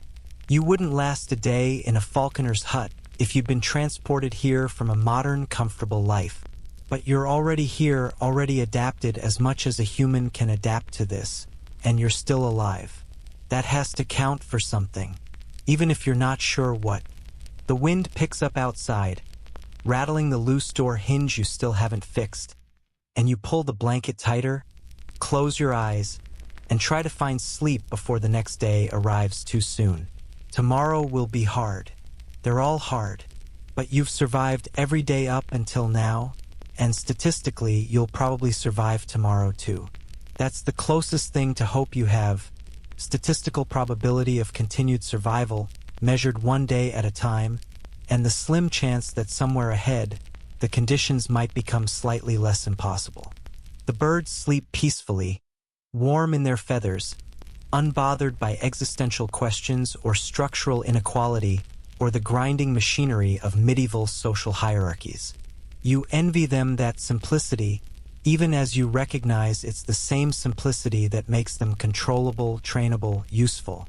They live in the present, responding to immediate stimuli, food, weather, predator threats. No past weighing them down, no future terrifying them, just the endless now of survival. Maybe that's the lesson, the adaptation that keeps people functioning in impossible circumstances. Learn to live like the birds, in the immediate present, responding to what's directly in front of you without the burden of thinking too hard about yesterday's suffering or tomorrow's probability of more of the same. Just feed this bird, tie this Jess, survive this hour, sleep this night. String enough hours together and you've got a day.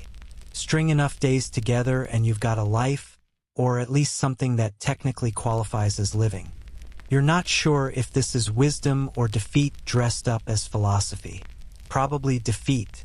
But defeat that keeps you functional is better than defeat that makes you quit, so you'll take it. You'll take anything that keeps you going at this point. Pride is expensive, dignity is a luxury, and you abandoned both somewhere in the first winter when survival became the only goal that mattered. The gerfalcon shifts on her perch, bells ringing softly, and you listen to that sound. Familiar, constant, the background music of your life for 2 years. Tomorrow she'll need feeding. Tomorrow you'll need to get up and function despite everything. Tomorrow will be another day in a long chain of days that makes up a life you didn't choose but are living anyway. And somehow, against all reasonable expectation, you'll probably survive it. Because you're still here. And that, in the end, is all that medieval survival ever requires. Still being here when morning comes, ready or not, broken or not, willing or not. Still here, still breathing, still surviving. One more day. The birds are settling now, the evening darkening into true night, and even your crowded thoughts are beginning to slow, drifting like ash from a dying fire. Outside, the wind has gentled to a whisper, brushing against the walls of the hut with a softness that almost feels like comfort. Though you've learned not to trust such feelings, they rarely last beyond dawn. But tonight, just for these final moments, you allow yourself to imagine that tomorrow might bring something different, something slightly less heavy, though you know better than to call it hope. You think about the birds one last time before sleep claims you. The gerfalcon with her fierce elegance, the peregrine who's slowly learning to trust, the goshawk with her unpredictable moods, and the small merlin who acts twice her size. They're the constants in a life defined by uncertainty, the living creatures who've witnessed your transformation from the person you were to whoever you're becoming. They don't judge your failures or measure your worth by standards you can't meet. They simply exist, and in their existence, they've given your days structure and purpose, even when that purpose sometimes feels more like prison than meaning. The straw beneath you isn't comfortable, has never been comfortable, but your body has learned its contours, found positions that minimize the worst aches. Your breathing deepens, slows, matching the rhythm of the wind outside, and the day's anxieties begin their slow recession, pulling back like a tide that will inevitably return but grants you this brief reprieve. The trembling in your hands has finally stopped, exhaustion overwhelming even that involuntary betrayal of your nervous system. Somewhere in the manor, other servants are settling into their own forms of rest, each carrying their own burdens, each finding their own ways to survive another day. You're not alone in this struggle, even if the isolation sometimes makes it feel that way. Tomorrow you'll see William, maybe share a brief moment of understanding with someone who knows, who lives a parallel impossibility. Tomorrow Edmund might be slightly less harsh, or the weather might be slightly more forgiving, or the birds might perform perfectly and grant you a few hours of that rare feeling when everything works and you remember why you ever thought you could do this at all. Or tomorrow might be terrible, might bring new crises and fresh pain, might be the day something breaks beyond your ability to repair it. You don't know, can't know, and in this liminal space between waking and sleeping, that uncertainty feels less threatening than it did this morning. It just feels like truth. The simple acknowledgement that tomorrow is unknown and you'll face it when it arrives, not before. Your breathing deepens further, consciousness beginning its nightly retreat, and the birds around you are just shapes in the darkness now. Familiar presences marked by the occasional soft sound of feather against feather as they settle more deeply into their own rest. They've survived today too, in their way, and tomorrow they'll wake hungry and demanding and utterly unconcerned with your existential struggles. And somehow that thought is more comforting than distressing. Life continues. Needs remain. The work goes on. And you go on with it because that's what you do, what humans have always done. Continue in circumstances that seem impossible, adapt to conditions that should break them, find ways to survive when survival seems like too much to ask.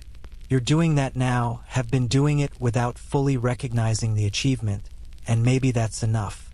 Maybe just lasting, just persisting through days that demanded more than you had to give and finding ways to give it anyway.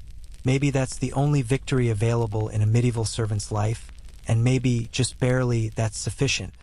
Your eyes close fully now, the weight of them too heavy to resist any longer, and the darkness behind your eyelids is soft, almost welcoming.